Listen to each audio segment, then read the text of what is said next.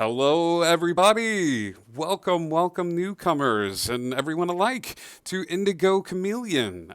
We have some Dungeons and Dragons for you this evening, and we're happy to have you guys here for a special Pirates of Neverland one shot. Hello, yes, there is a cat. That is Puppy the cat. Hello, everyone. Thank you all so much for rating and for following and things of that sort. We very much appreciate it. We have a few announcements before we get started. We have some fun Dungeons and Dragons going on here tomorrow night as our campaign in Wonderland happens, pending a hurricane that's off the coast and slowly moving forward. So stay tuned here and to the Discord, to Twitter, and all of that stuff to make sure that we are still up and streaming. We that is Tuesday night. On Wednesday night, there's nothing going on here. But you can tune over to the Plaster Dragon to catch Indigo and I. There he is, Billy the Crow. Um, we have that going on Wednesday. On Thursday night, it's usually a little bit of World of Warcraft, but not this week. This week we're playing Vampire the Masquerade. It's a tutorial game as we learn how to play Vampire the Masquerade. I've never played, and I'm going to get all gothed up for it, just like high school Billy. And Friday night, we go back to Neverland. You bite your tongue, Oswald. I see you laughing over there. Friday night, we go back to Neverland with another 5e Dungeons & Dragons game set in the homebrewed world of Neverland. And I think that about covers it for stuff coming up this week. So, welcome, heroes, to something I'm excited to call the first of the Neverland Pirate one-shots. I have always had a love for pirating and pirates, and D&D Beyond and D&D lately has been releasing all of this information about ship combat and things of that sort, and we have a bunch of heroes in Neverland, but I have always been a fan of the grayer side of things. The Han Solos, the scoundrels, the thieves, the not quite villains, but not quite heroes. And that's what I think these one-shots are going to be about. You, my friends, are part of a crew. You're part of a crew called the Bad Thoughts. The Bad Thoughts is a ship that is a little antagonistic to Peter Pan and the legacy he brought with him. In terms of happy thoughts make you fly, the bad thoughts will sail the seven seas in hopes of deterring that a bit. The six of you are part of this crew, which is a bit massive. You all serve under Captain Ursurgard. Ursurgard is a half-orc. He's very large. He rules the ship with an iron fist. And you all work with him because his ferocity puts gold in your pocket and mead in your cup. The five of you have been set forth to this small island. It's not Neverland proper, but it's a small sort of island outreaching from it. The reason you're on this island is Captain Ursurgard had word that there was another pirate crew that had docked not too far away and they could be searching for something. So he sent his five either most trusted crewmen or his five most expendable crewmen. He would never tell. So let's meet these five crewmen. Let's start with you, Hex. As we look at Hex, what do we see? So Hex is a changeling warlock. Her base form, I guess, her more natural form. She's a tall, raven-haired woman. Big, broad shoulders. Almost half elfish in build, though, kind of very torso heavy. But she has been on the crew of the Bad Thoughts for a while now. Time has no contract, so she's been around for a while. She's seen some stuff. All right. Malka, what do they see when they look at you? Hi, Malka is a centaur monk. She is pretty large. I would say she has like a Clydesdale type bit to her. She is very wise in a sense of being able to get her around things like the way she wants to, but she could not tell you the first way to read a book. She is excited to be part of the crew. All right. Billy the Crow. What do they see when they look at you? Okay. Billy the Crow stands of average height, live, rakish, and brash. Stories abound on how he obtained his name, as is the case with all good pirate monikers, but very few know his real name. The tales of his pirate adventures obscure the man. Billy grins a swarthy grin, his one eye sparkling with guile and humor, the other obscured by a black patch. He strokes his thick, pointed black beard, which shows very early signs of grey. One might even call him dashing, if unwashed and rugged was your penchant. Never too far from his shoulder perches the pixie, known as Peg, a familiar and comrade of sorts. His dark, ragged long coat, tattered shirt, and worn leather boots have seen many days at sea, though little time in the wash. Okay.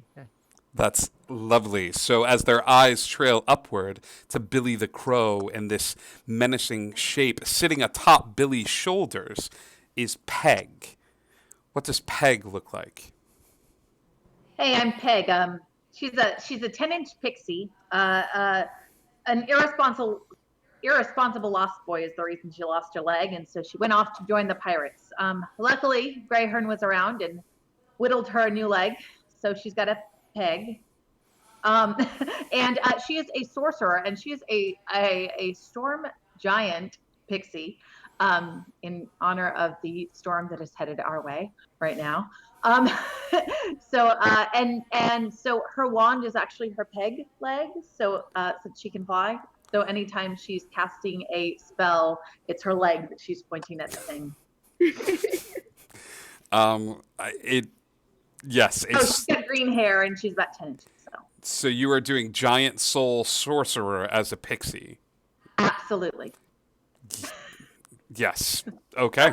I'm into this. Last but certainly not least, what do they see when they look at your character? Oh, you're on mute. They see a rather tallish tabaxi, a leopard, a golden leopard tabaxi with long red hair that's normally braided, carrying a couple of rapiers and has a very swashbuckly feel about her. I like the swashbuckly feel. This group cuts an interesting picture. I think you stand out between. It's not common for a pirate to have a pixie on his shoulder.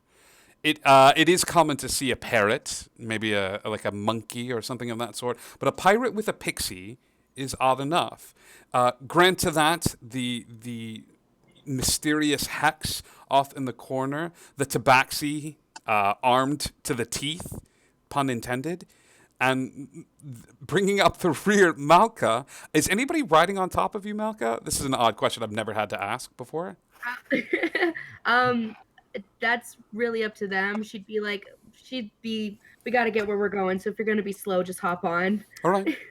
The ship, which I imagine has to be a tad reinforced to get this entire group to the shore, is a small boat, a bit of a rowboat, and you all make it to the shore of this small island. It's dusk right now. There's a sweet smell on the air as the wind tends to blow the flowers and the plants this way and that, and it's almost picturesque. But you're not here for picturesque. You're here for adventure. You're here because the captain told you to be here. As you make your way to the shore, you've picked a spot that's some ways down the beach from where this other boarding party was spotted. And even now, as the sun begins to set and the skies sort of cloud over, you're hearing the sounds of raucous laughter, maybe the slight sounds of music coming from far down the beach. So, pirate crew, what would you like to do?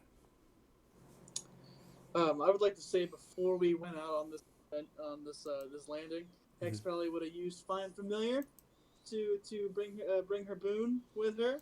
Cool. What does Hex's animal companion look like? So it's a brightly colored, almost rainbow-esque little pseudo dragon, and his name is Scarlet. All right. Scarlet, the little pseudo dragon, is out and on your shoulder. Cool. So where are we going? Captain says we go that way. We never wanted to say no to the captain, so might as well keep it going, huh? Hi, gather up, team. What are we expecting to find here? Oh, there's music off in the distance. Could be some fun. But is it what the captain wants? Captain wants to know what they're after. So we go ask him then. Ask them. I say we keep a distance. Let's investigate first. All right. Heroes, Who's coming? I need you, if you're going to be sneaking up, I need you to go ahead and give me stealth checks for the lot of you. So go ahead and give me stealth, unless anybody wants to cast or has access to Pass Without a Trace, as you start making your way down the beach toward this party. Nat 20. Nat 20. 19. 19. 14. 14. This is 5 total. And Leonie. 23. 20. Jeez, you may not have the highest AC in this bunch, but man, I'm a rogue. man, you guys are sneaky. Yeah, you guys very easily. This group manages to walk down the beach. I think you stay a little bit towards the sort of the grove of trees and the grass. Ooh, you're not going to walk directly forward, straight up to this group. Oops, somebody's having some mic. We're getting some ruffle. Maybe that was just on my end. So you walk your way forward through the grass. You come across a group of kobolds. These kobolds are enjoying themselves in large amounts of drink. There is a musician not too far away from this small group of rogue pirates that all seem to be crowded around this large fire in the middle of this in these festivities. Sitting close to the fire, not too far away from it, is a large gold treasure chest. But there is about eight kobolds all sort of gathered around this gold chest, and every once in a while you'll notice that one will go by and they'll just tap it, and they'll have another drink, and they'll continue to dance and sing around this gold treasure chest. Looks like a party don't want to last long. If we keep moving, they'll be out by 20 minutes. Way they're drinking. Yeah, but they'll be out with the treasure. If we can get them away from the treasure, we can take the treasure with us. We can at least hide it. Indeed, I say the captain would be mighty pleased if we brought him a treasure chest. Telling me those time frames. They're not going to be out with all that booze in 20 minutes? We could sneak up, grab it to go. It's a good idea. We can wait for a short time. Let us wait and watch. We gotta come back this way anyway. Might as well go venture off. Yeah, but the only problem is we go off the other direction, we come back, they've taken off with the treasure. What, are you scared? Scared? No, sweetie, no. Smarter, maybe, on this part. They're tiny. We could kill them, obviously. We could wait. We could do what needs done. We could find something else. How about you two? Is there any leader looking esque person that Hex, give me a perception check as you're sort of scoping out the area. Is anybody else looking and studying this group for anything? Leonie, what are you looking for? The same thing? I'm actually looking to see. Is there any markings on the chest that where we are? Okay, you're a bit further away here, but I'll let you roll either perception or investigation, whichever's higher for you. Hex, what did you get? 15? It's hard to tell. There's such a bit of carousing and things of that sort. You do notice that there's a few people that you can narrow it down to, a few of the kobolds, who are sort of sitting away from the festivities. Each of them are armed with swords, and they're not drinking. They're engrossed in quiet conversation, and Okay. they're a little separate away from the party. They're about 10 yards actually like away from it, down on the beach itself. I quietly point that out. It seems to be someone watching us, watching the whole crew. Leonie, So I don't think walking in. Leonie, what did you get? I rolled a 20, A nat 20? a nat 20. Ooh, yeah, you built this chest. That's how much you know about it. Leonie, what languages do you speak? Crap. Common. That's not a language that you can speak. Leonie, you're sort of studying the chest, and as you do, and you spend a little bit of time, the firelight was carving these odd shadows and bits of imagery, and you couldn't tell if it was the sun setting or not. But as the sun begins to set even more, you realize that these sparks of fire or the flame moving is not caused by the flame itself. The flames are imprinted on the chest. Like the gold is moving. It's flowing. That is something that my magic wielding friends should know, so I'm going to let them know because I know this much magic. Hey, you guys want that chest? I can get that chest. I have an idea. It's a little dangerous and I need a distraction. What kind of distraction? That's a good question. Well, you let me You know. guys what you know need, I can Nick. make things tiny. I can make things so tiny that I can carry them. Oh crap.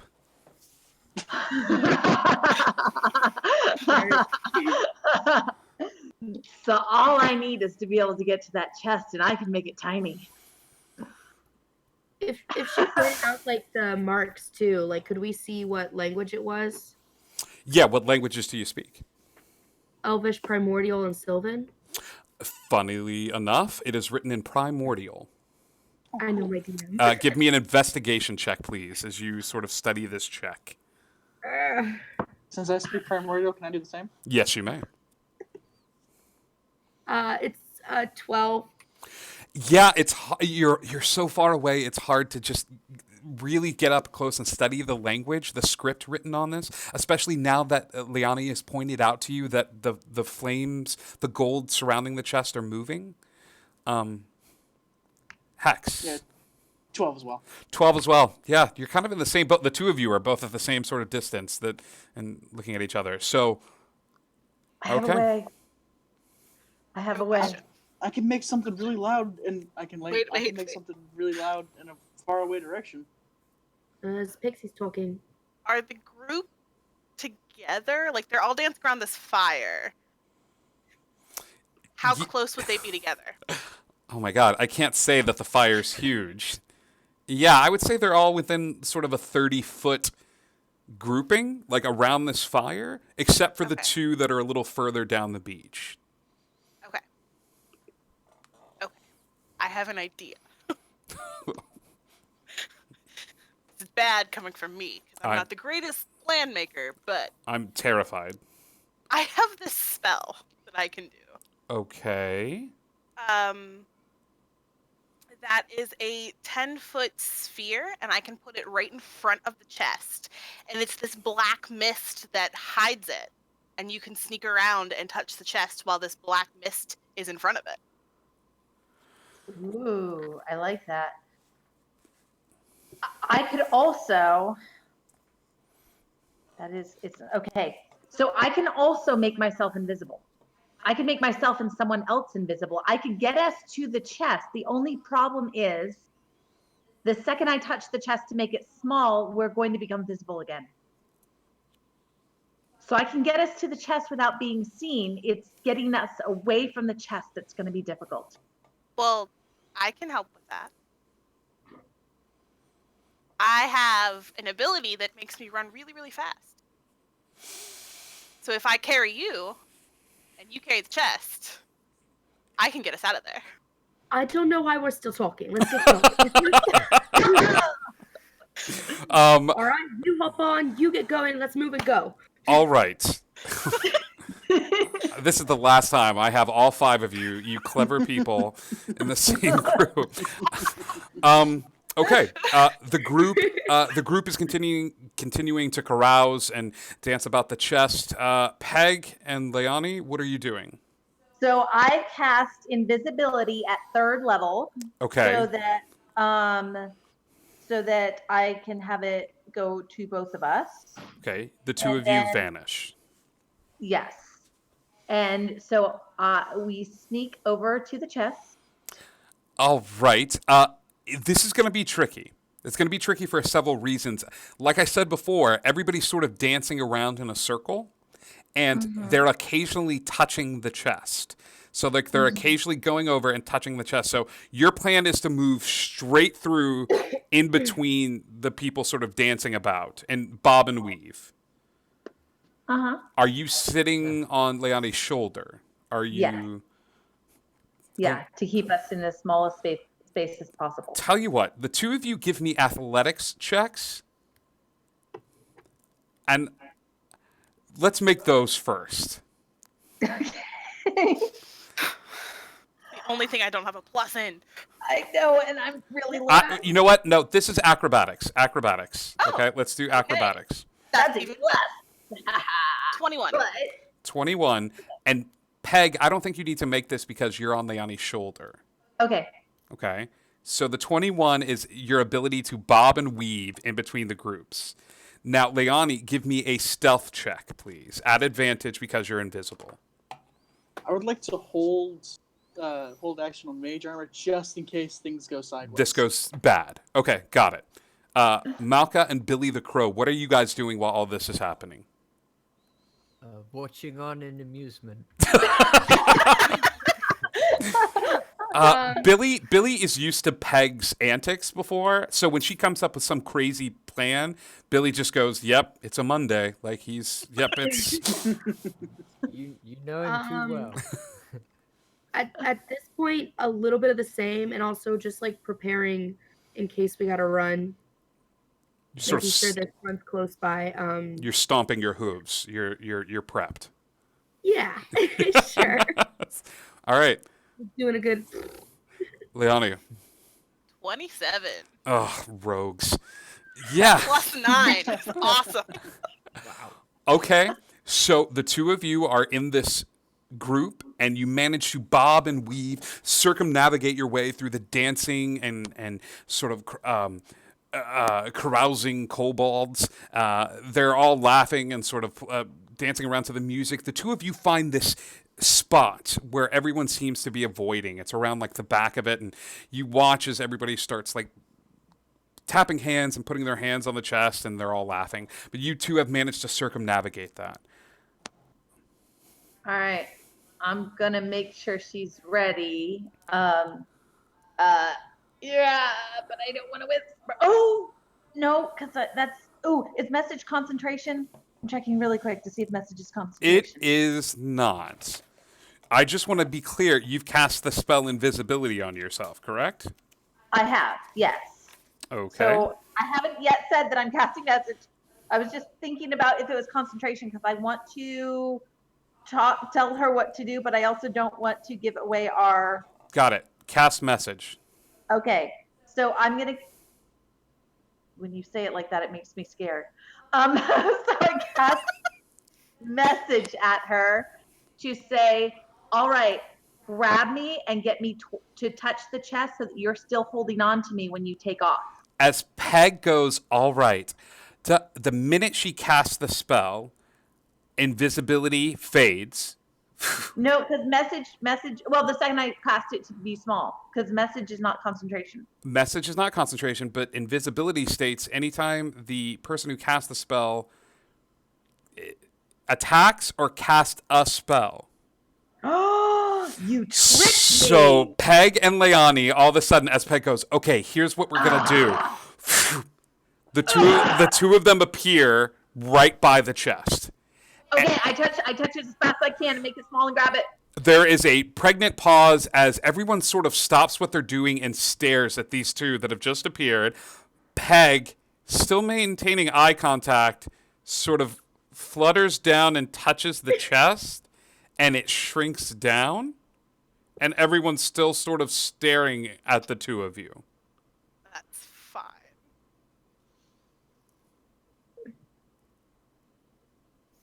She touches the chest. As soon as it shrinks, Yeah. I'm grabbing her and I'm gonna All right, let's see, like, roll do it initiative. Let's roll initiative.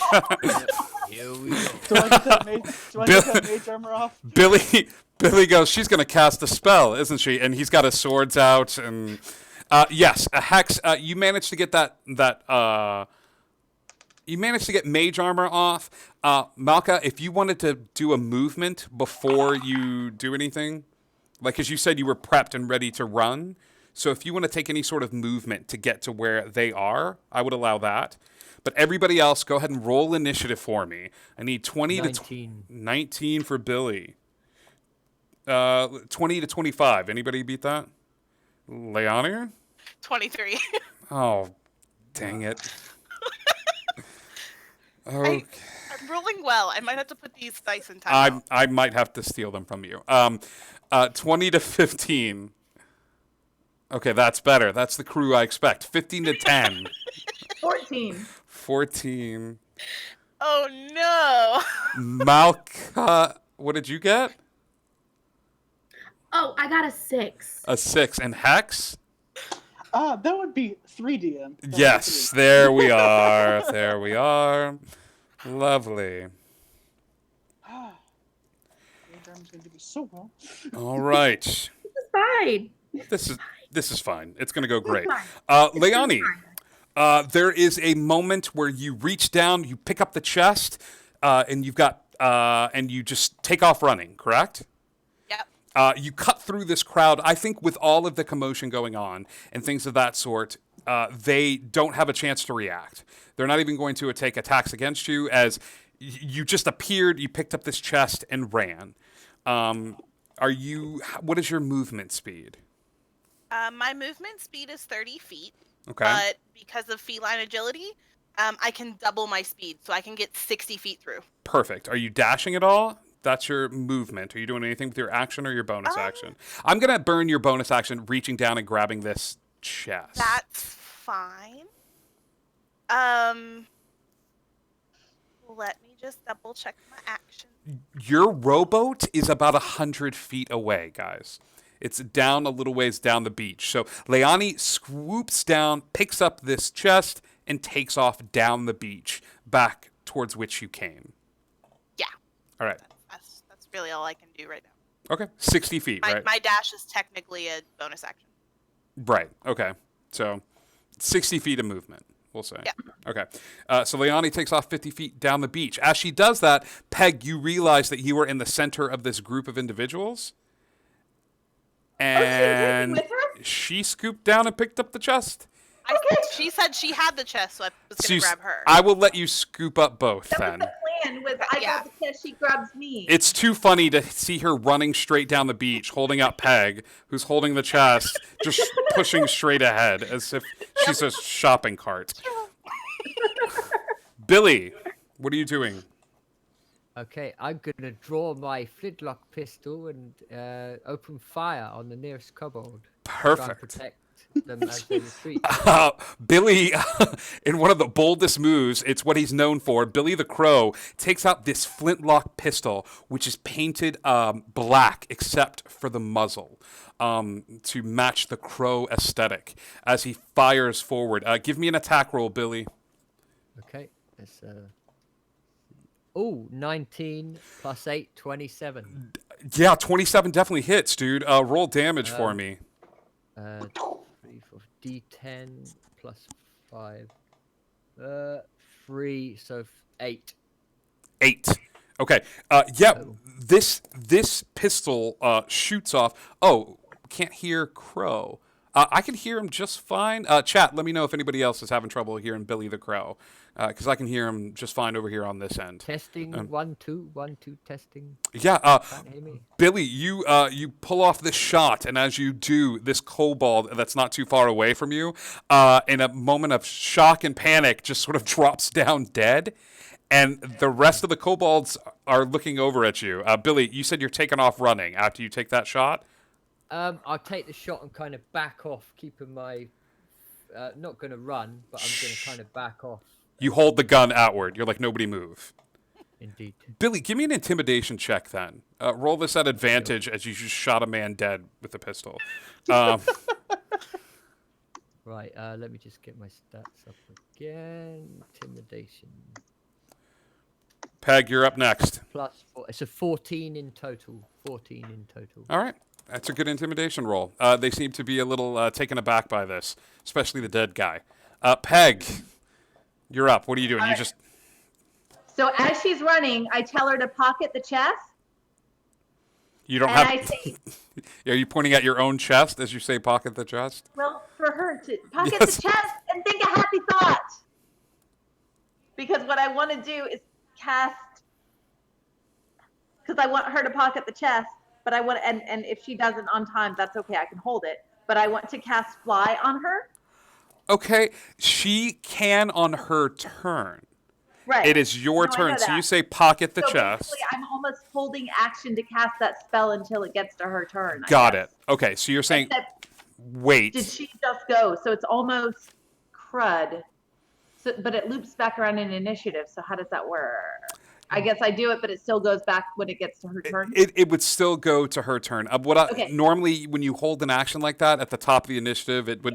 But I'll say that on her turn, if she wants to put the chest away, you can cast fly. Okay, so I can cast it on her now, because technically I can cast it whilst holding this chest. It's got semantic components to it, so you're not going to be able to. But I can use subtle spell. I can use my sorcery points to use subtle spell to cast it without verbal or somatic components. Yes, you very could easily do that. Yes, go ahead. So Okay.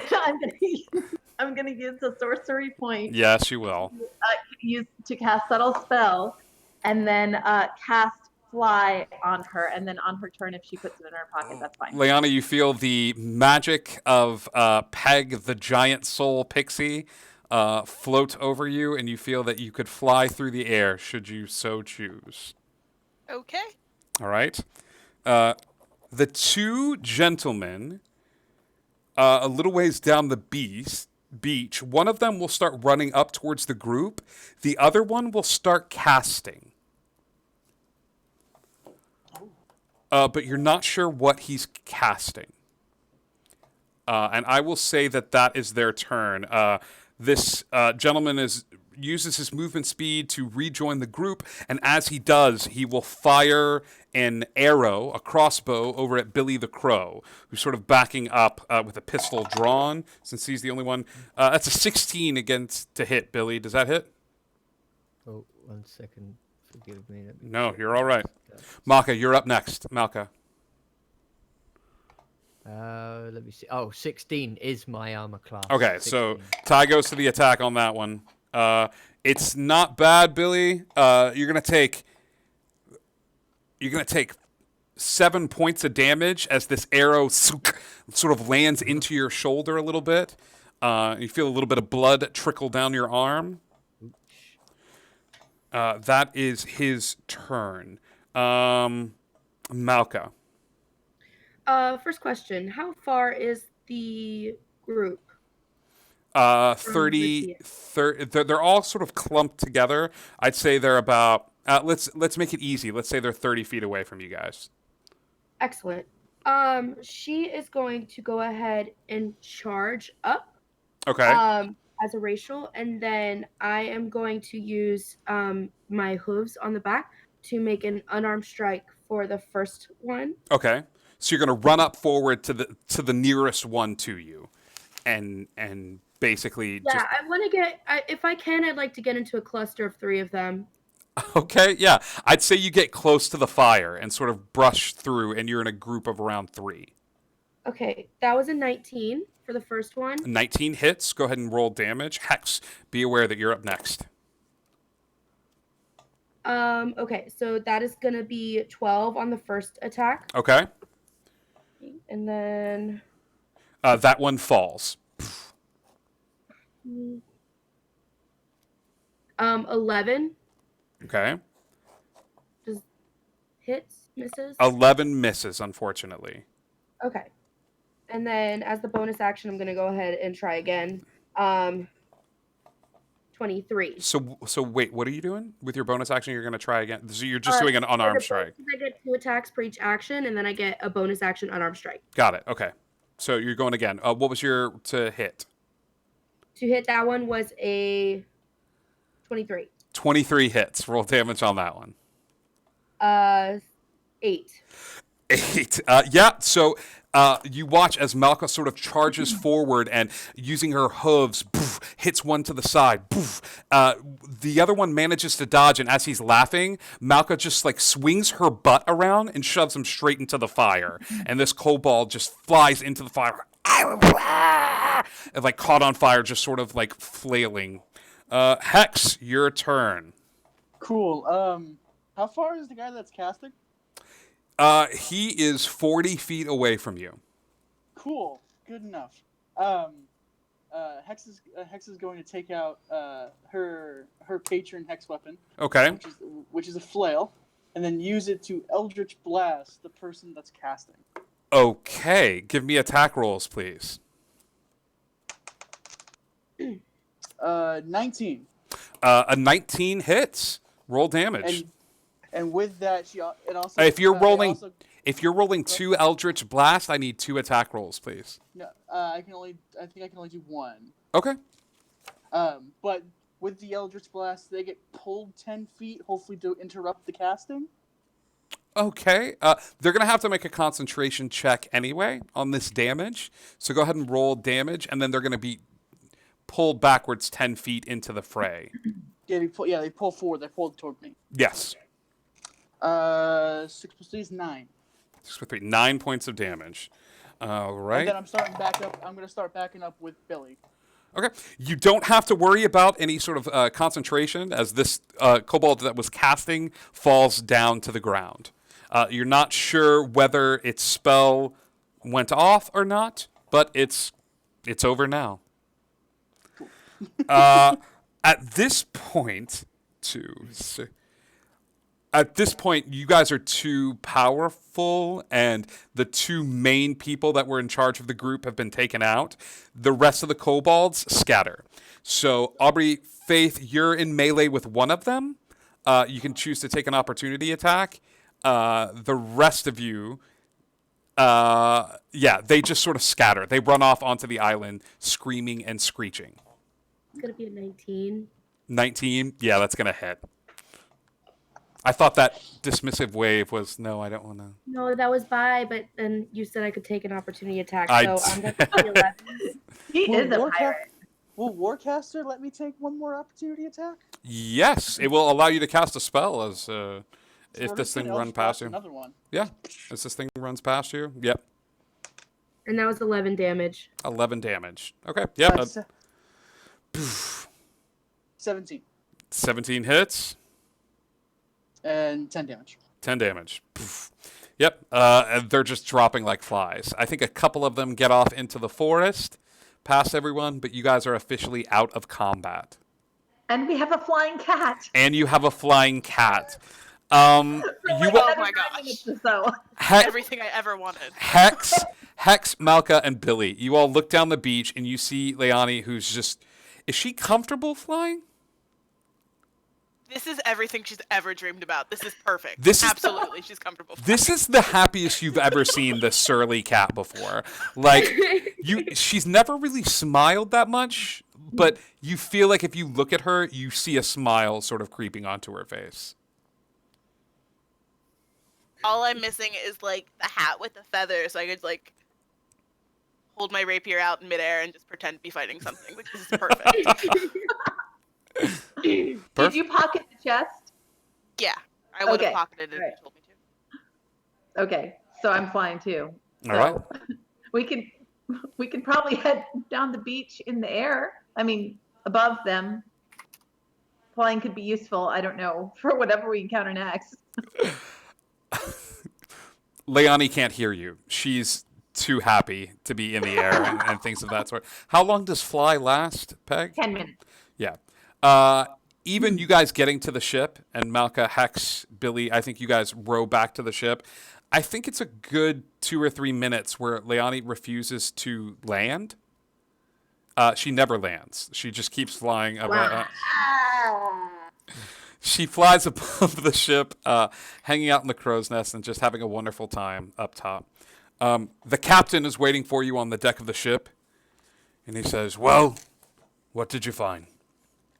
Okay, and then I can drop the reduce spell. Correct? You gotta wait till I hit the ground. Nope. It's too good not to. Peg Malka's gonna try to catch her on her back. Peg goes, "Well, we found this chest," and she'll release the spell. So all of a sudden, Leonie's chest expands outward as this gold chest that was this tiny, like, gets real heavy and drags her down to the ground. Leonie, give me a dexterity saving throw as you try to land.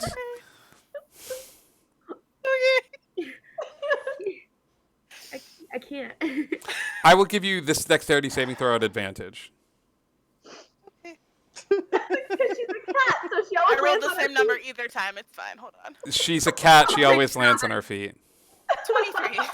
Yeah, Leonie drops from the sky like a stone, and as she lands on the deck, there's a as this gold chest Absolutely. dragged her down. But after getting it out of your clothing and possibly trying to go find another shirt, you all see this gold chest, and the captain goes over to it and starts to examine it. See how it goes. Can I read it now? Yeah. You want to give me another investigation check? Yeah. Now that you're up close and personal? He'll look at the two of you and ask you, what does it say? Ooh, that's better. Wait, if he's asking us and we're like right there, so we're up close, I don't have to look very far. The DC is a little lower. Okay, it's a 12. 15. Yes. Tell you what, Malka and Hex, you both read this. As you look over at this chest and start looking at the script that forms out of this flame, the chest reads, "Daughter of the Sea."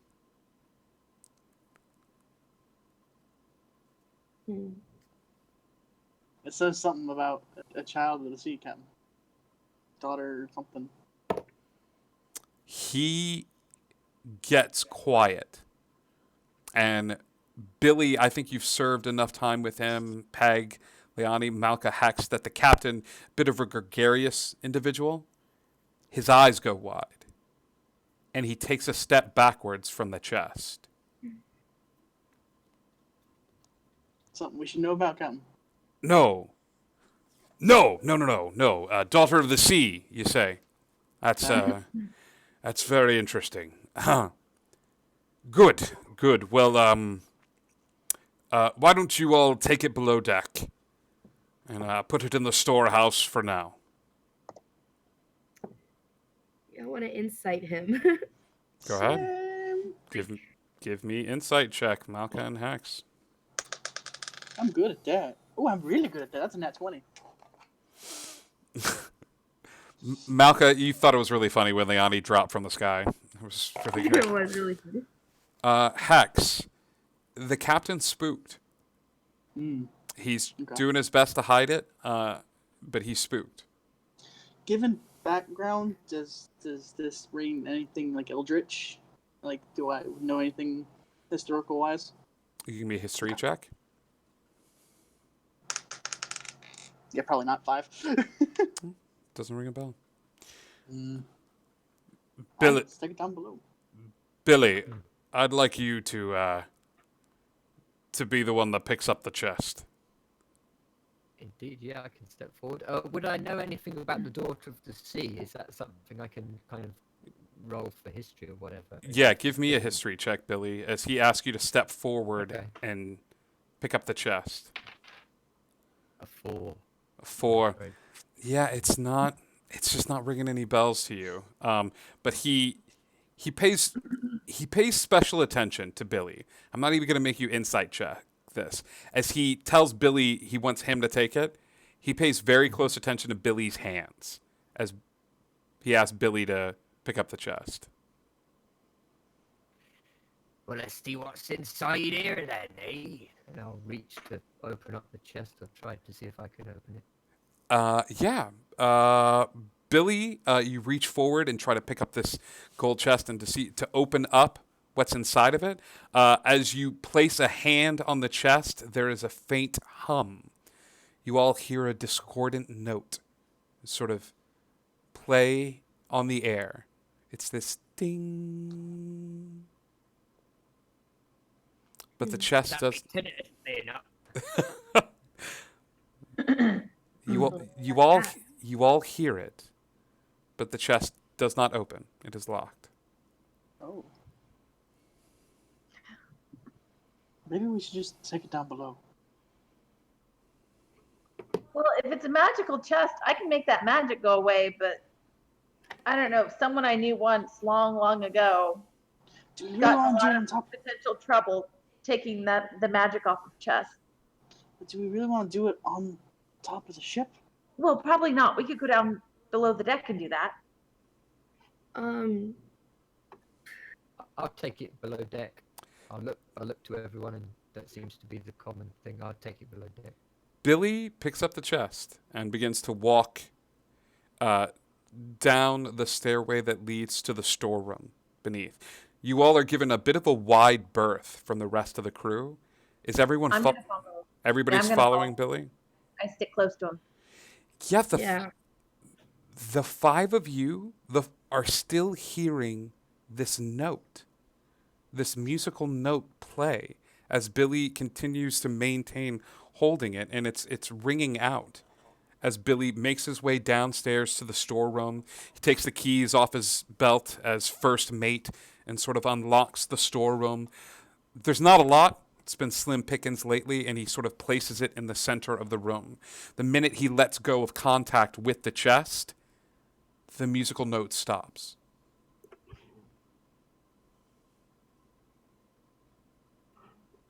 I'll How's place he gonna my read hand down? on it again.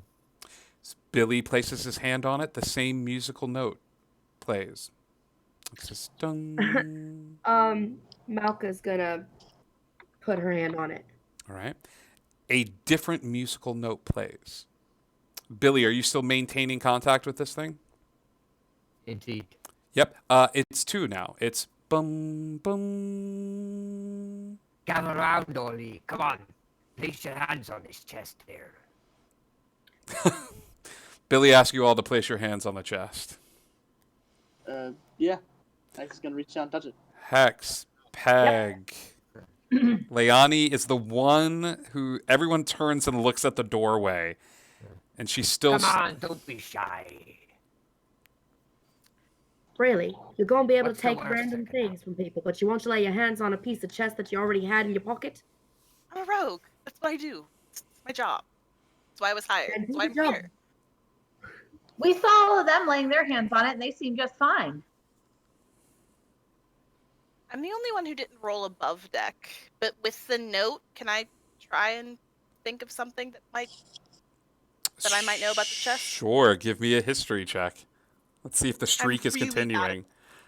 Probably not. Here's where it ends. That's a 17. I have a +1. 17.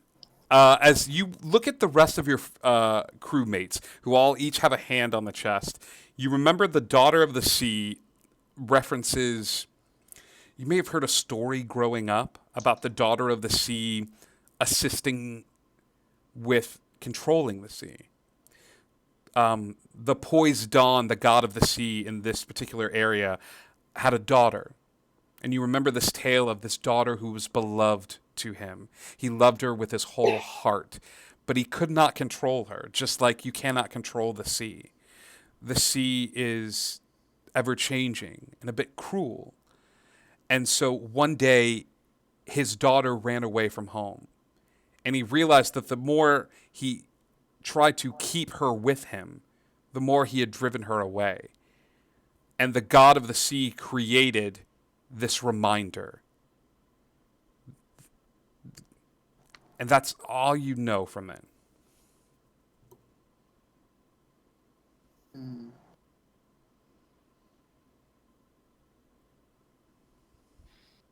Hold on, I gotta roll it. You said it was a gold chest, right? It is a gold chest. It's shiny. I'm gonna touch the thing. Yep. We hear dun dun dun dun dun, and the five of you gathered around this gold chest. The fires that seem to be rolling along the gold surface pick up, and before you is painted this scene of a ship sailing the waves over these gold fire flames. And as the five of you watch, the waves begin to circle around faster and faster and faster around the chest. All five of you are drawn inward, watching this scene take place of this storm that seems to rage alongside the chest. And then all of a sudden, you all take a deep breath inward as you hear a faint click.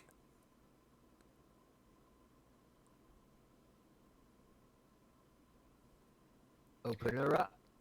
Billy reaches forward, opening the chest, and inside is a red pillow. It seems to take up the entire bottom of the chest, but resting atop this pillow is a white globe. On this globe are islands and water and all of the different sort of land masses that surround Neverland.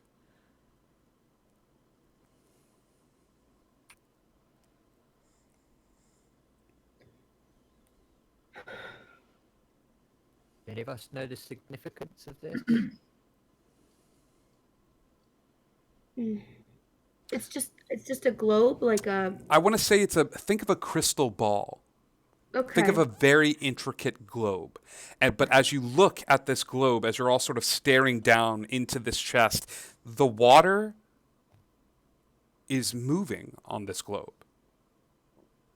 Like you're not sure how as you watch, but it's almost as if everything is self-contained within this globe resting atop this red pillow.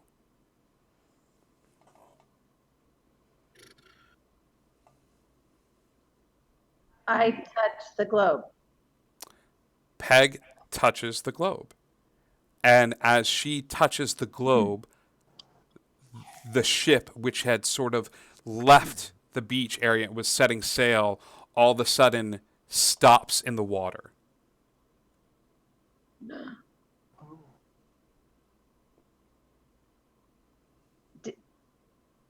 I touched a water part of the globe, right? Because there are continents on it as well? You're hearing screams from above deck.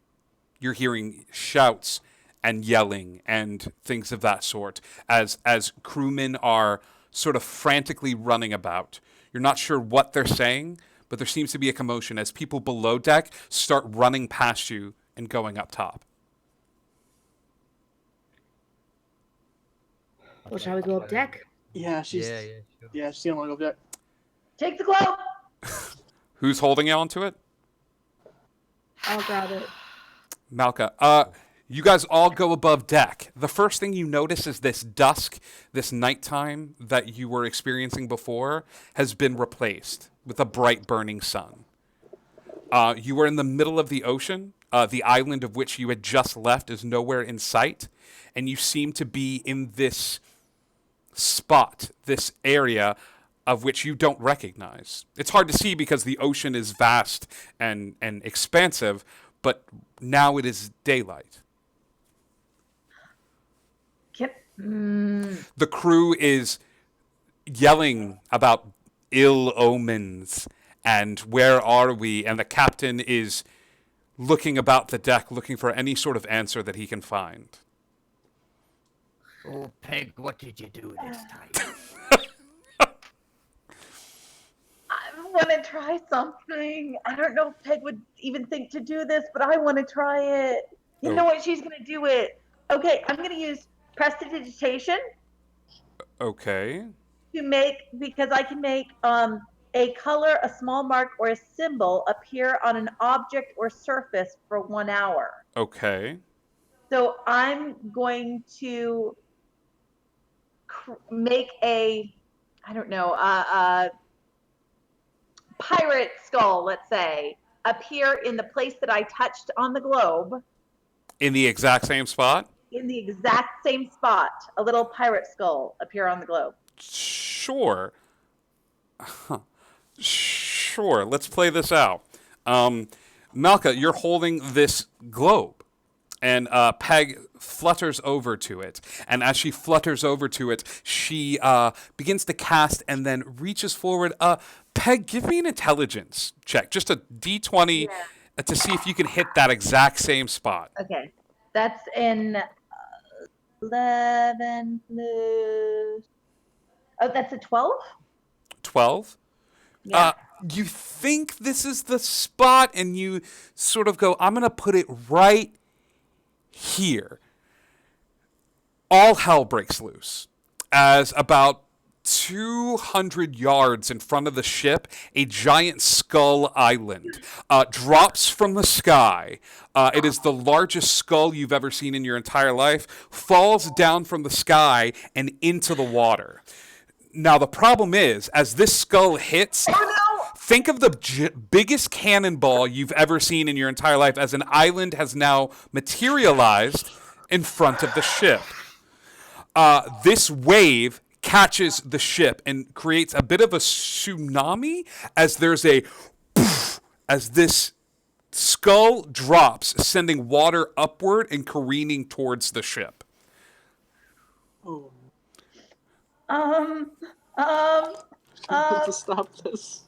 I'm going to immediately cast water breathing on myself, and I can go up to 10 people around me. So the other 4 of them, and just a random A random 5 other people.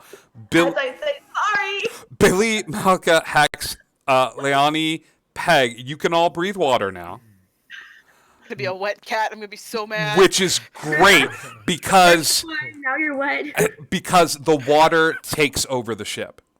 We have to play this out. Like the water, this island drops from the sky, creating this suction forward, bringing the ship forward, and poof, the ship is essentially disintegrated.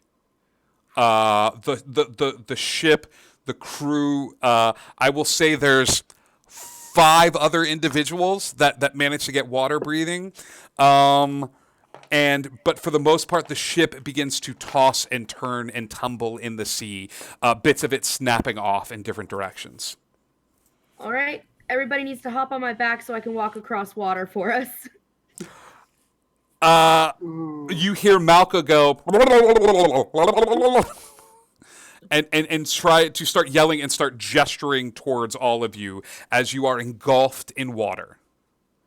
She's just using her hands like, come here, and then like pointing to her Each her of you back. give me acrobatics or athletics. I will let you choose to see if you can swim over to Malka as Malka begins to rise to the surface.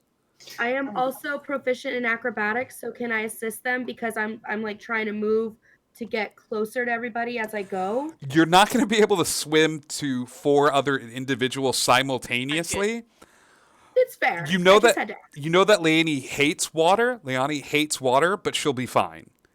Okay. Peg Peg is close to you, because she touched the globe or cast on the globe. So I'll say Okay. she's close. So Hex and Billy, Okay.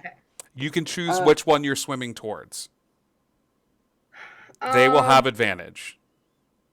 It would probably be Billy. Billy. Okay, so Billy, roll this at advantage, Uh-huh. but I need a roll from everybody. Can I use Oof. the kind of the sentience and the flail to kind of like use momentum? Kind You of want- like Thor ham- You want a Thor Thor's hammer? hammer? The problem is knowing which way is up. After you've just been dropped in the water, so you can do this, but there's a chance you may just sink deeper. That's fair. Nope, then I'm good. Okay. I got a modded 20. Modded 20. Billy, rolling at advantage. Roll twice. I Take the higher. rolled it advantage. I've done it. I got a 12 at my best. That's 12 at the best. Okay. Malka. My bad. 14. Okay. Between the 12 and the 14, I think you're pushing forward, but you're also rising up. Hex, 21. I got a 17.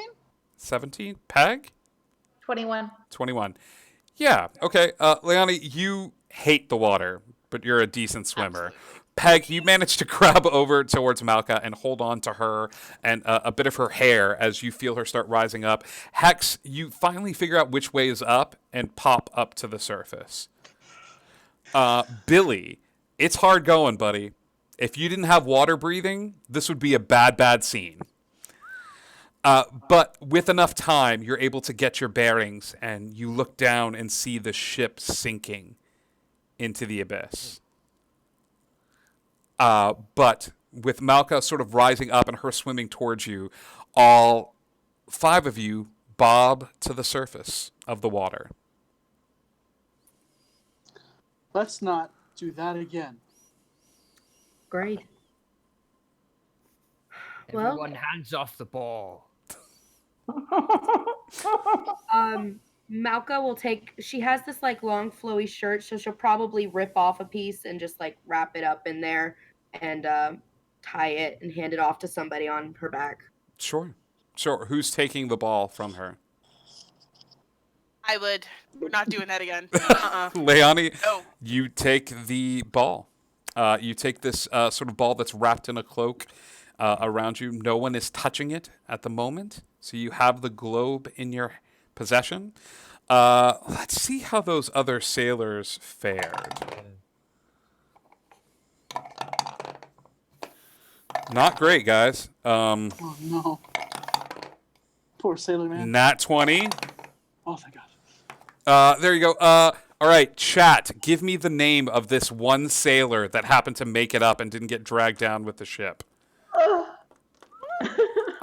This is the name of a sailor who is joining the group and is going to be a beloved, hopefully, NPC to them. So, chat, the first person to come up with a name and write down this name is going to name this sailor that managed to... Gonna get the monkey or lucky. Yeah, Make it a good one, please. I know. So, give me a name for this. So, Freddie Smart. Guys, remember that time when I killed the entire crew of the ship? Freddie bobs to the surface and goes, "Oh shit! Oh shit!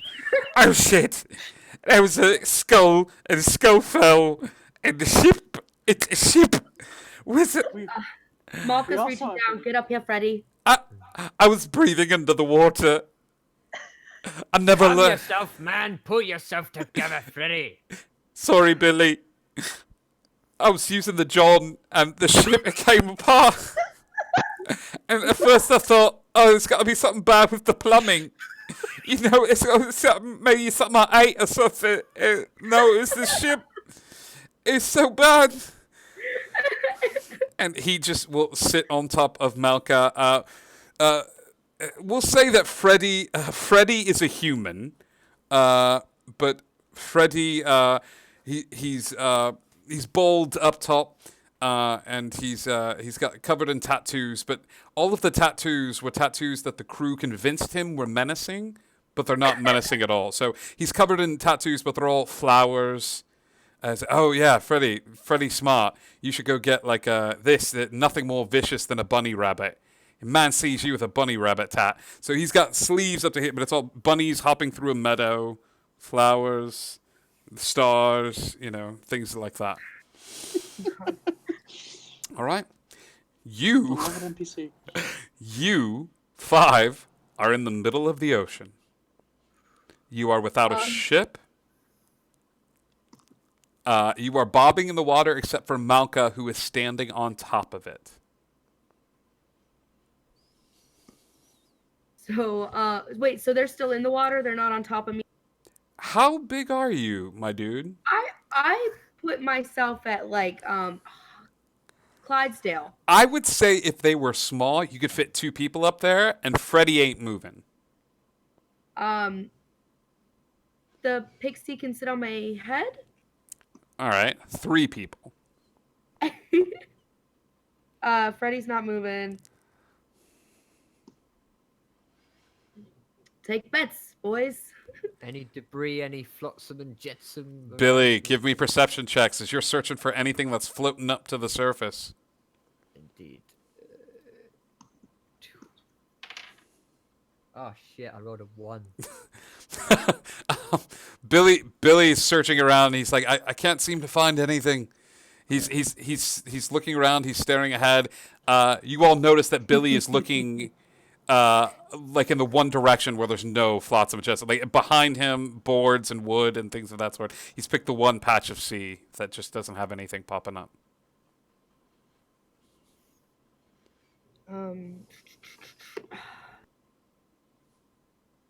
I have like 50 feet of rope. Are we water skiing? So if I like tied it around me and like let it hang loose, could they just hold on while I walked type of thing? You're going to be going slow because you will be carrying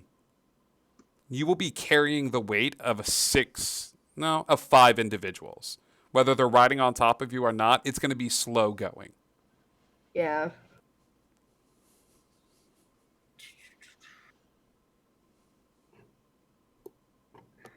I mean, if that's all we got, that's what we got, Well, I mean, my How far wings is this are island? probably dry enough by now after being on her head for a little while to be able to fly.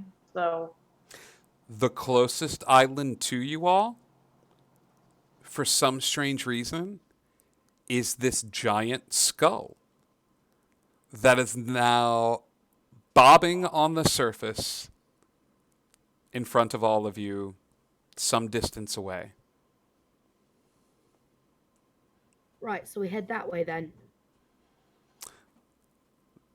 It is hard goings, Malka. oh, I could help. I can create a gust of wind behind us if that would help move us along. Leonie, But you're I'm on gonna mute. ask them first if they would like me to do that before I just do it. Oh, we lost a... Oh, Oh, he's back. Leonie is on mute, but you see her scolding you from the water as she begins... No more help from you. That's why I'm asking first. Everyone but Peg, give me an intelligence check. Oh, She is now no. exempt from intelligence checks. Intelligence is what we call the jump stat. This is a compliment, right? Because I've acted so smart thus far. Yep. Hex. 13. 13. Okay, Malka? Hi, I'm Aubrey Faith, and I put a -1 in my intelligence, and I rolled in that one, so here we are. We have a 0. You, in the words of Spaceballs, you ain't seen shit. Yep, there you go. Billy, 10. 10. 15. Through the collective Pirates. intelligence of the group, Oh my god. you realize that the globe manifested a skull when Peg manifested a skull on the globe. Hex is gonna turn to the No, she's not manifesting anything else on the skull to drop on her head. She's got an idea. So Hex is gonna ask for the sphere. I'm not gonna make anything. I'm gonna give her what we have right now. And she's gonna ask for the sphere. Hex turns to you, and she asks for the sphere. What are you doing? Nothing else is falling on the sky. No, or to you make can me do wet it. even more. I'll Or tap in. Or you can do it. You have better dexterity than I do. What if we push the island to us? We'd be hit by an island. Or at least a little closer, or some. That way we're not going across Hell's Half Acre. How far is the island? It's pretty far, my dude. I'll say this would cut your travel time dramatically. But you realize swimming, carrying this many people, it's a couple of hours in the bright sun. Okay. And the quicker you get out of water.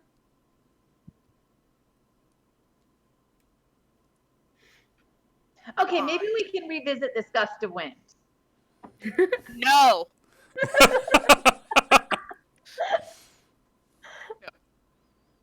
I will unwrap the globe. Okay. And I will glare at it for a moment because I'm angry. Give me a glare check. Is that intimidation? What is that? It's an automatic nat 20. If it's intimidation, that's a 15. Yeah, it's super intimidated, this globe. The flail laughs because it's someone looking at the globe. No chance you see us on that thing, do you? Do I see anything floating in the water? With that 50? Give me investigation at advantage because of the glare. Thank God for advantage. That's not bad. Investigation. That's a 16. Leonie, you get real close to this thing. You bring it up to your face, and as you are examining, you're looking to where the island is, and sure enough, you think you see some tiny dots on this globe that look to be your group. Okay. Now, here's the thought. She touched the globe, and we ended up somewhere, okay? Hear me out. I'm hearing you out. And then she put this island in the middle of the ocean. She did. So, if we were all together, and I touched the edge of the island, would we theoretically be on the island? You can Or closer to the island? Leonie, I will quote the infamous Matt Mercer. You can certainly try. I'm gonna glare at you all. The island or draw a boat in the middle of the ocean. I can't draw. Okay? So this is what we're gonna do. It'll probably drop on our head. No from you. You're done.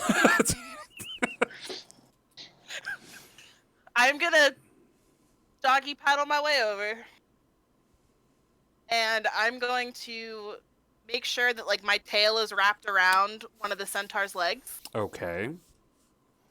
And the other two are on top of the centaur. Correct? Correct. I am going to take my nail. Okay. And I'm going to go close to the island. Not on it, but like right outside the island. Give me. Her little cat claw just ding. Give me sleight of hand. Man, I'm glad I'm a rogue. Please don't not want this. Not bad. That's a 19.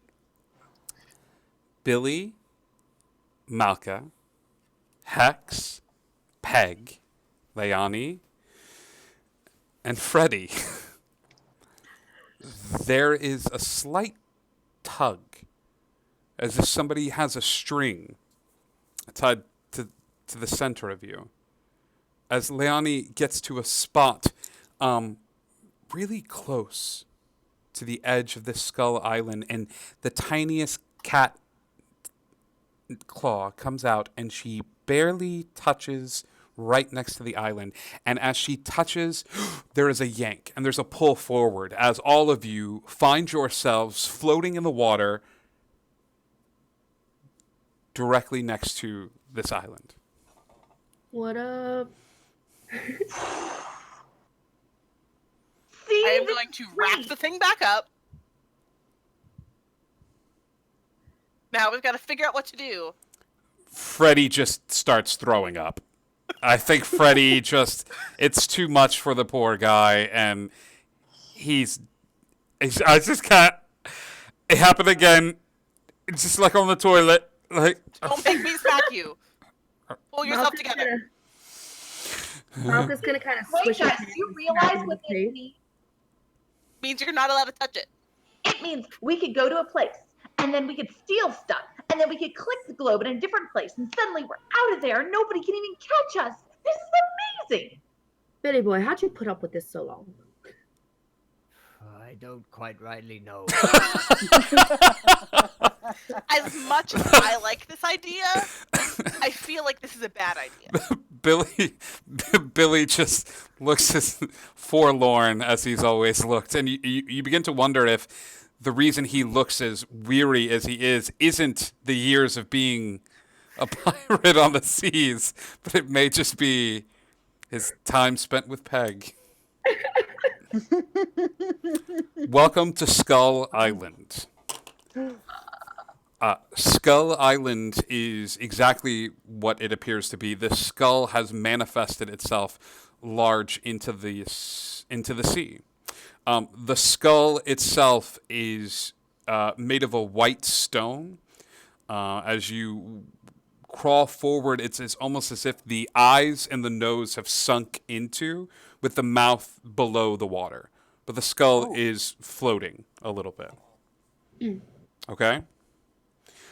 There are paths and things like that that lead up as if they've been carved into the skull itself. And you can see at the top of the skull a bit of greenery.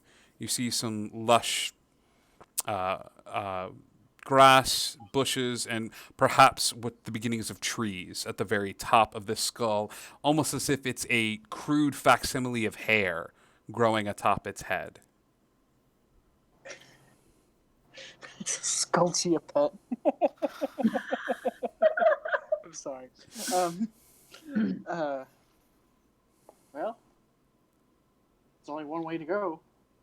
Malka's just gonna start walking up the pathways that have been made. It does not take long. Billy, Malka, Hex, Peg, Leonie, and Freddy, you make your way to the top of this slope, and sure enough, at the top of it is a grove of trees that sort of protects you from the beating sun of midday. You look around the area, you are in the middle of the ocean, but for the time being, you are safe, you are on land, and you are dry.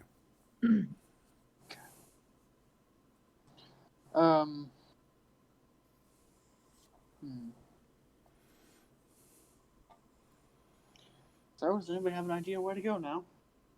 We've seen them made an island. I know, let's make more. No! No more islands! Let's. You sunk our ship.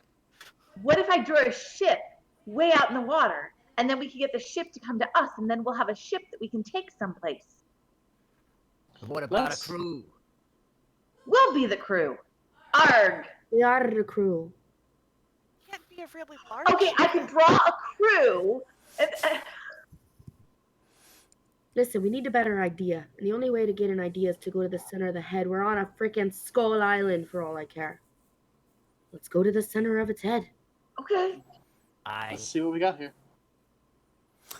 You begin to explore this island that you have manifested literally out of thin air.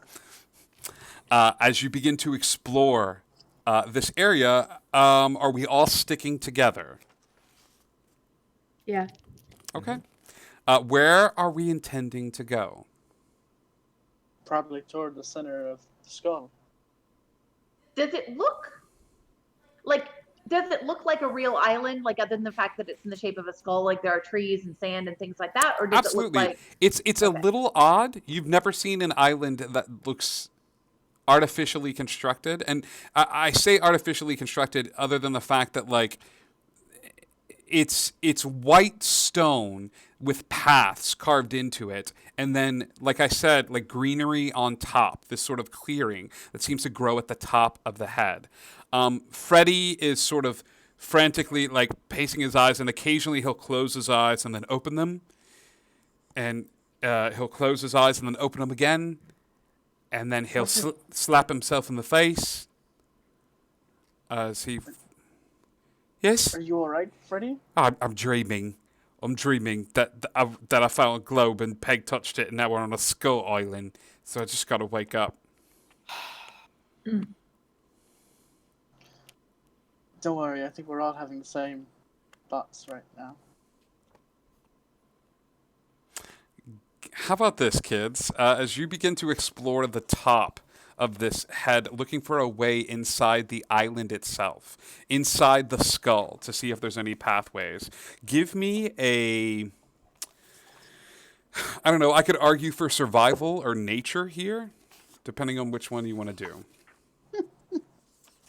Either one's gonna be great. Yeah. 11. 11 from Peg. 11. 8.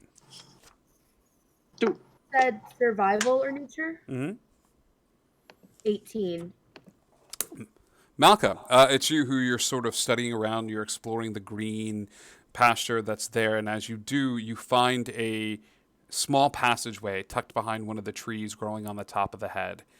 It seems to be a winding passageway down into the center of the skull itself. She'll point it out. Looks like a good route to me. As good as any. Let's go. Who is taking the lead on this as you walk down this staircase? Me. Leonie is going I will first. fly above her head. Peg is above her head. I'll Who's- be after. Hex is after. Malka? I guess I'll take up the horse's rear. Billy, I'm going to reluctantly follow. I'm going to take a moment just to breathe and mourn the loss of the captain. You know, it's a lot. it's more than one. it's a lot Okay. to handle. Like, Billy's the first one to sort of take a moment and realize that, like, where you served for years has been obliterated. And I think there's a moment where Billy, you take a bit of rum that you carry on your person at all times Absolutely. Yeah, for sure. and have a bit of a drink and sort of salute the captain and acknowledge the fact that Billy, as the senior most officer, even though you're a crew without a ship, it dawns on you that you're the captain. Oh, God. But then the question sets in, can you be a captain without a ship? And as if to answer that question, Freddy walks up to you and tugs on your sleeve. What is it, you lugubrious lackwit? Captain, I think it best if I stay up here and keep watch for things in the water. Do as you please, Freddy. Oh, thank God. Please don't make me go down the stairs. I'm gonna try to keep waking up, okay, Captain? Aye, Freddy, you stay here. Keep watch. Okay. Okay. And Freddy just lays face down in the grass.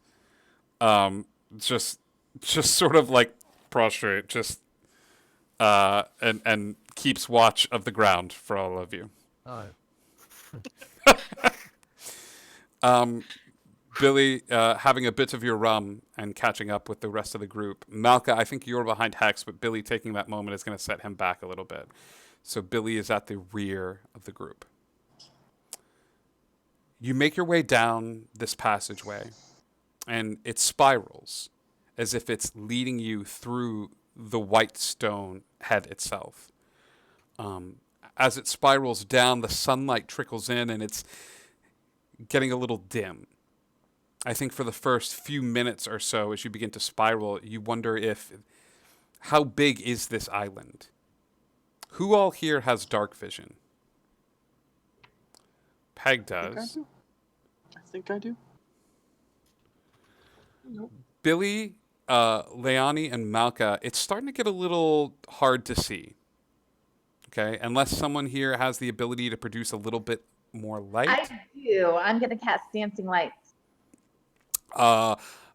Billy, Malka, and Leani, above your heads, these little globules of light appear and just sort of hover there, almost like little bubbles that tend to follow you and emit light outward, allowing you to see. Okay? You're beginning to go down these stairs until you get to the end of the stairs leading into an archway. There's no door in place of this archway, but it looks unnaturally dark past the archway. I'm gonna look at the archway and see if there's anything on it. Give me an investigation check, Hex. Ooh, that's not bad. Investigation 18. Yeah, Hex, you're sort of studying the archway and you're tracing your fingers along the side of it and feeling this sharp, polished stone. It seems to have been carved into this skull. And as you trace over it, a bit of your skin sort of goes along it, and you feel this sharp sort of prick. It doesn't seem to come from the stone itself. You take 1 point of damage. Okay. And a little bit of the outer edge of the stone catches on your finger, and the archway begins to light up a bit.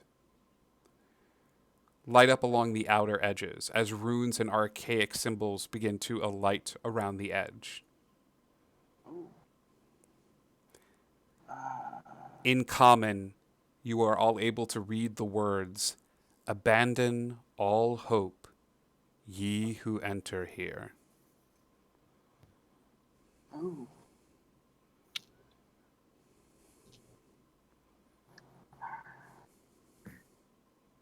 So, what are we gonna do?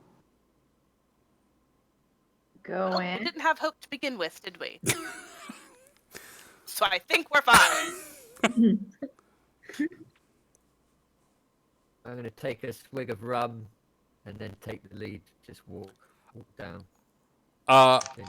There's a pause as you all sort of stare at this archway, and the newly appointed Captain Billy the Crow walks past everyone who's sort of standing there, takes a swig of rum, and steps through the archway. As he begins to step forward onto the white stone, his foot echoing across the cavernous floors, there is a burst of light that echoes forth from where his foot touched. As his foot strikes the marble, a square of marble begins to light up beneath his foot. Oh my. Billy takes another step forward, leading way into the cavern, and as he does, that square stays lit, but another square next to it also begins to alight. I'm just going to keep on walking. Billy continues to walk forward into this space, the ground responding to every step, almost like bioluminescence. The light begins to flare upward from this strangely magical, maybe biological response to the footsteps of Captain Billy the Crow, as he makes his way to the center of a large circular room that is now visible for you all to see, the footsteps cutting through the magical darkness found therein. Hex is gonna step on one of the tiles. Are you stepping on an unlit one, or the one where Billy the Crow stepped forward? His exact tile, the one that he's already stepped on. His exact tile. The tile that's already lit. The nearest one to the door that he stepped on, that one. You step on the tile, and nothing happens. Do you follow in Billy's footsteps? No, if nothing happens, I'm just gonna wait. Okay. Billy is I'm trudging gonna ahead. look. I'm gonna look at the group, and I'm gonna say, "Well, are we pirates or are we kobolds?" And I'm gonna walk in with Billy. Do you step in the footsteps that Billy walked in? No, I'll make my own path. Okay. You step forward and you notice that the lights don't light up the same color that Billy's did. As Billy walked forward, there was this sort of flash of fluorescent green. As he stepped forward, the lights forming like a white color as he walked forward. As you step forward, the lights flash a red color, forging your own path, interweaving in between the steps that Billy is leading. They flash a red color, but they still light up all the same. Malka would go next. She Okay. would be following. Okay. Malka, are you doing the same thing? Are you looking for squares that are not lit? Are you. Yeah, she probably wouldn't have much choice in the matter considering she has 4 feet to figure out. So Sure. Yeah. Same thing. It's a little easier now that Leani and Billy is sort of carving a path through. But as these more squares start to fill up, we had the sort of flash of green, and then Malka, as you come forward, there is another flash. We've had a flash of green. Leani, what were yours again? Red. Red, and then blue from Malka. Peg? Is there? Sorry. What, Peg? Well, I was just gonna fly to his shoulder, but then I realized if the floor is lighting up, what I'm gonna do. What are you doing, Peg? I'm bouncing from place to place, but really random, like boing up, boing up, boing, to see if they bounce, to see if they light up. Okay. They do indeed light up. As you, Peg ignores the path whatsoever and just begins to hop around this circular domed room, Hex bringing up the rear. Trying to step on unlit tiles. Unlit tiles as well. Yeah. Cool. Peg, yellow. Hex, purple.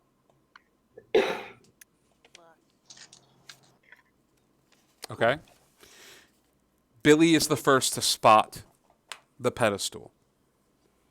This large circular space. This pedestal stands atop it. It looks almost like a fountain with no water in it, a circular basin at the ready, awaiting something. It's carved of the same white marble that you see the entire room to be composed of. But Billy, you were the first to arrive there. Investigation, then, I guess. Yeah. I'm gonna just check it out, see if I can figure anything out. Is that investigation roll yet? Yep. Give me an investigation as you start to examine. 2 Two. total. It's. You were expecting more. You don't know what it is. It's a pedestal. There's a circular basin at the very top of it that you could use to fill with water or something akin to that. Right. It takes a second, but Leani, you were the next one in. As you begin to, are we pirates? Or are we kobolds? You get close to the captain, and Billy the Crow is examining this pedestal.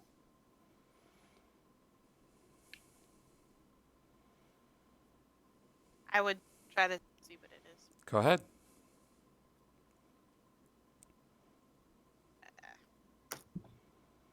That's a 10. It's a, yeah, circular pedestal. Peg is completely distracted and just running around the room, lighting up different tiles. Correct? Yeah. You're the little kid at FAO Schwartz running up and down the piano that lights up. Okay. Great. I'll make my way over to it eventually. We'll get to there in a second. Malka, Hex, the two of you come across Leani and Billy staring at this pedestal in the center of this circular room. she's not only going to stare at it, she's going to get up real close to it and probably poke it. Okay. As you get up close to it and poke it, there is another prick. You're unaware, unless Hex has said anything in that time passing, that there's another little sort of prick from you, and you take that 1 point of damage, Malka. And She's going to do the finger to blood thing and be like, Well, don't touch the vase. Once again, runes alight, and as they do, these words float across the surface. To begin trial of ownership, place the sphere. I believe that's you, cat lady. Miss I'm Knuckle Ball. I'm gonna hand this sphere to Billy. He's our captain. I'll pause for a second and look at her in the eye, and then kind of reach forth slowly and take in the cloth. Keep that your it's pixie away from it. wrapped in. Yeah, I'm gonna look around to see where she is.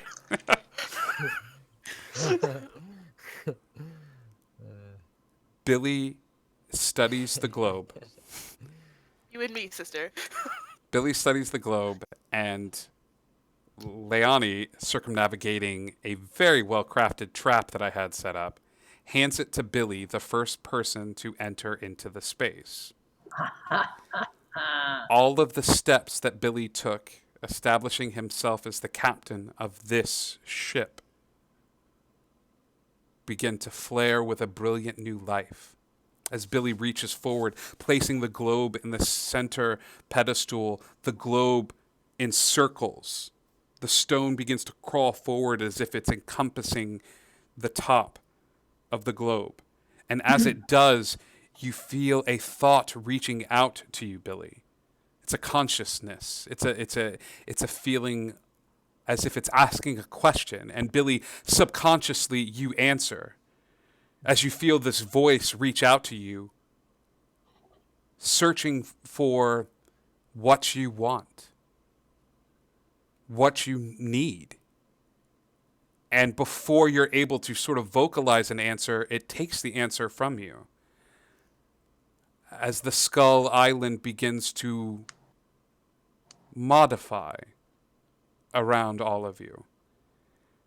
The floor itself rounding out, the lights beginning to sparkle and pop as this skull lifts the floor upward, curving outward into the deck of a ship.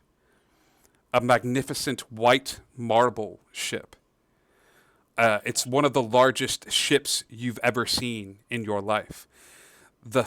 The sails are made of the same trees that you saw aboard the top of the island, as the greenery itself forms these magnificent sails that seem to respond to the wind around it. As more and more cabins sort of manifest and take appearance, the skull begins to sprout forward skeletons that assume the different positions aboard the deck, pulling these ropes made of dirt and things of that sort, as Freddy, still face down, is lifted into the air into a crow's nest.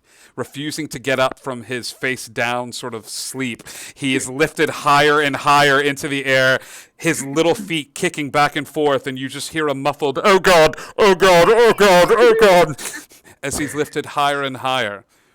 The skeletons begin to work fast, quickly, the ship forming around each of you, this island taking on the appearance of its new master, the new holder of the sphere, the thing Billy wanted more than anything in the world, the thing he wanted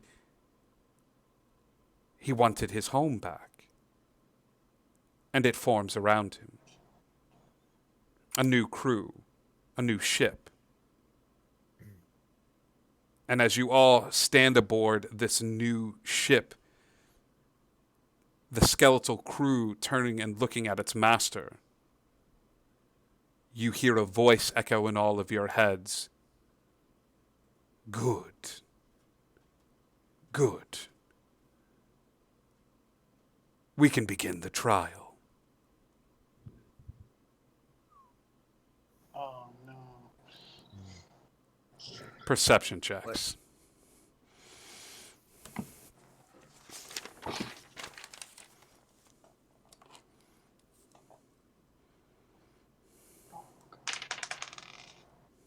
Um. 12. 12. 13. 13. Maka? Those lights are great. 8. I Peg? need you to remember how cute I am. You're okay? super cute, Malika. Oh, my I'm God, so cute. Super cute. Like way above a 1 type of cute. So great. Well, I guess I fixed it because I rolled a nat 20. Nat 20. You can add my +7 to perception if you need it. As it makes sense, Leonie, as the second mate, or as the first mate, honestly, being the second person to walk into the space, it makes sense that you would spot the tentacle writhing on the ship, seeming to issue forth from the water itself. Well, that's a problem. You hear Freddy go, "Captain," and he just sort of points off the bow of the ship as a monstrous being with a beak-like snout is seeming to wrap this ship around its tentacles. That's Kraken. As she goes, "That's a Kraken. I need everybody to go ahead and roll initiative for me." As we get into the proof of ownership. Roll initiative for me. Peg, I think I know what you got already. Darn it. I'm going to roll for someone else first. I can't believe that. For real?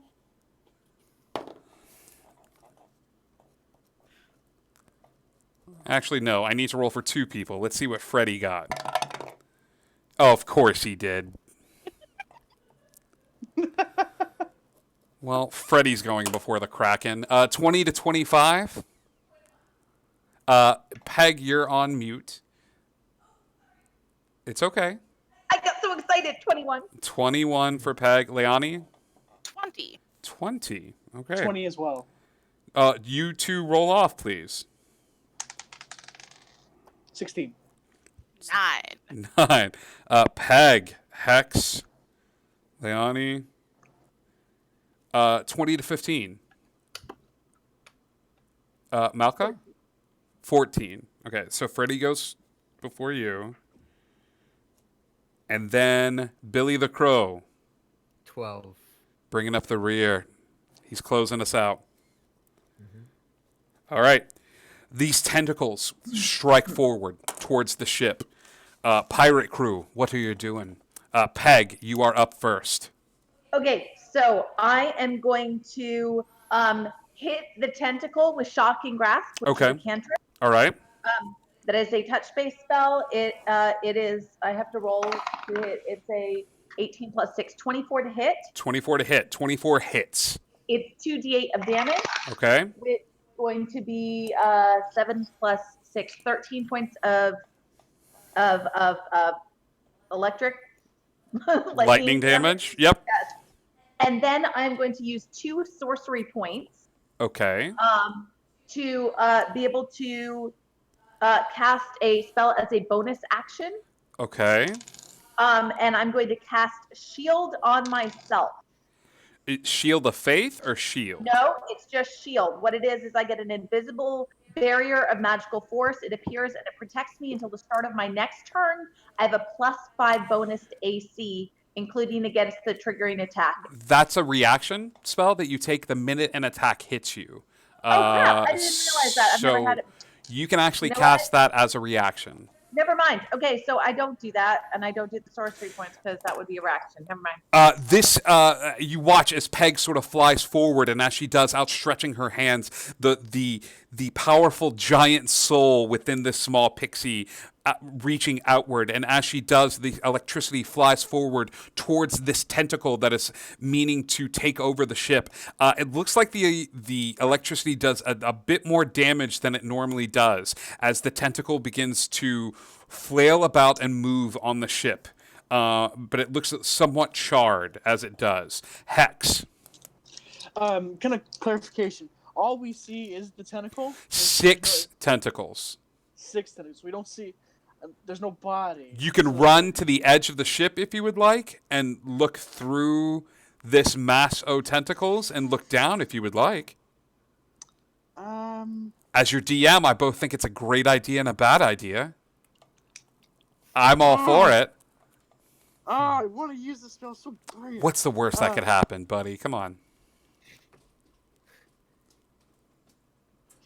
Yeah, fine. She's gonna look and see if she can like see the body of this Kraken. Hex begins to run forward, interweaving in between the tentacles, and as you do, you get through the ship, but the tentacles are sort of now blocking your way from reaching back towards your friends. As you do, you look down into the gaping, monstrous maw of a sea creature the likes of which are told about in legends no matter what sea you sail on. It is indeed a monstrous mesh of gnashing teeth and bulbous eyes that seems to stare at you with a hatred from this world or the next.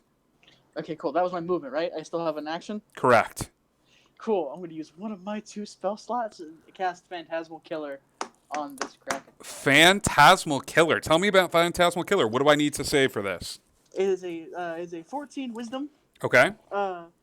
If the target fails, they become frightened of me for the duration of my till my next turn. And it cannot move closer to you. They cannot move closer, and but if it does, they take 4d10 psychic damage per turn. Okay. Here we go. 14 Wisdom. 14 Wisdom. I'm going to make sure I got this right. Okay.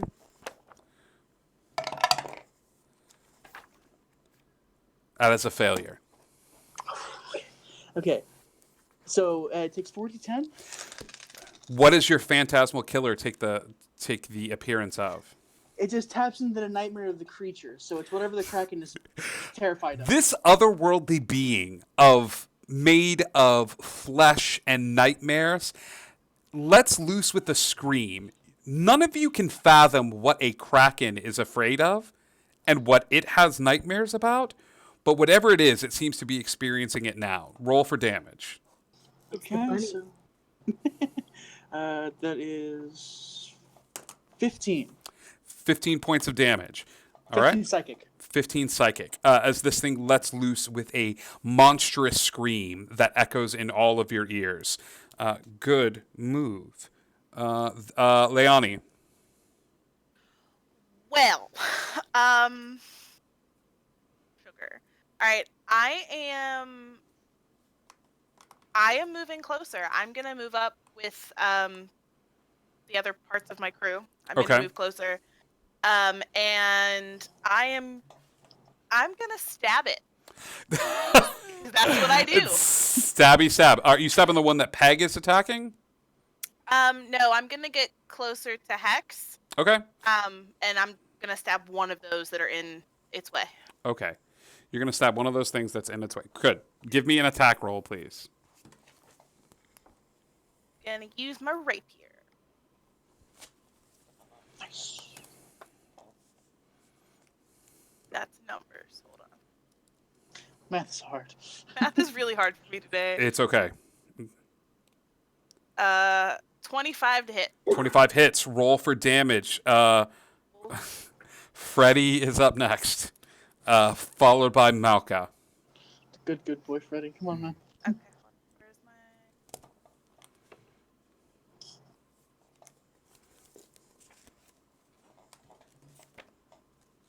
And then I'm at my sneak attack.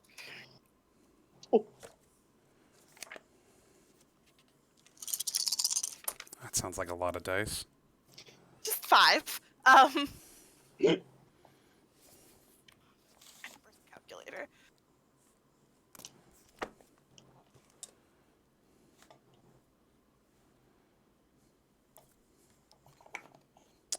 That's 29 points of piercing damage. Doofa-doo. Okay. You guys watch as Leonie reaches out towards one of the tentacles as she joins the crew, forming this last sort of barrier between the ship and interposing herself between her and her captain as she reaches forward and stabs into this tentacle, which lashes back and forth. Freddy, from atop the crow's nest, will pull out a dagger from his side and hold it over the edge in hopes to get one of the daggers. Without really like throwing it, he just sort of holds it over the side and lets go in hopes that it'll stab into one of the tentacles. Come on, Freddy. With a natural 19 on the dice, the dagger falls down, impaling into one of the tentacles, doing 1 point of damage. Solid. As the dagger stings into the tentacle, and he's like, "I'm helping. You got this. Freddy! Thanks, Freddy. Shut up, Lane. I'm not. Boy, don't make me come up there. Yes, ma'am. I'm sorry." That was Freddy's move. Malka. Okay, so I would like to charge if it's within enough distance. I would say you join the fray and you're going to charge forward into one of these tentacles. Yes.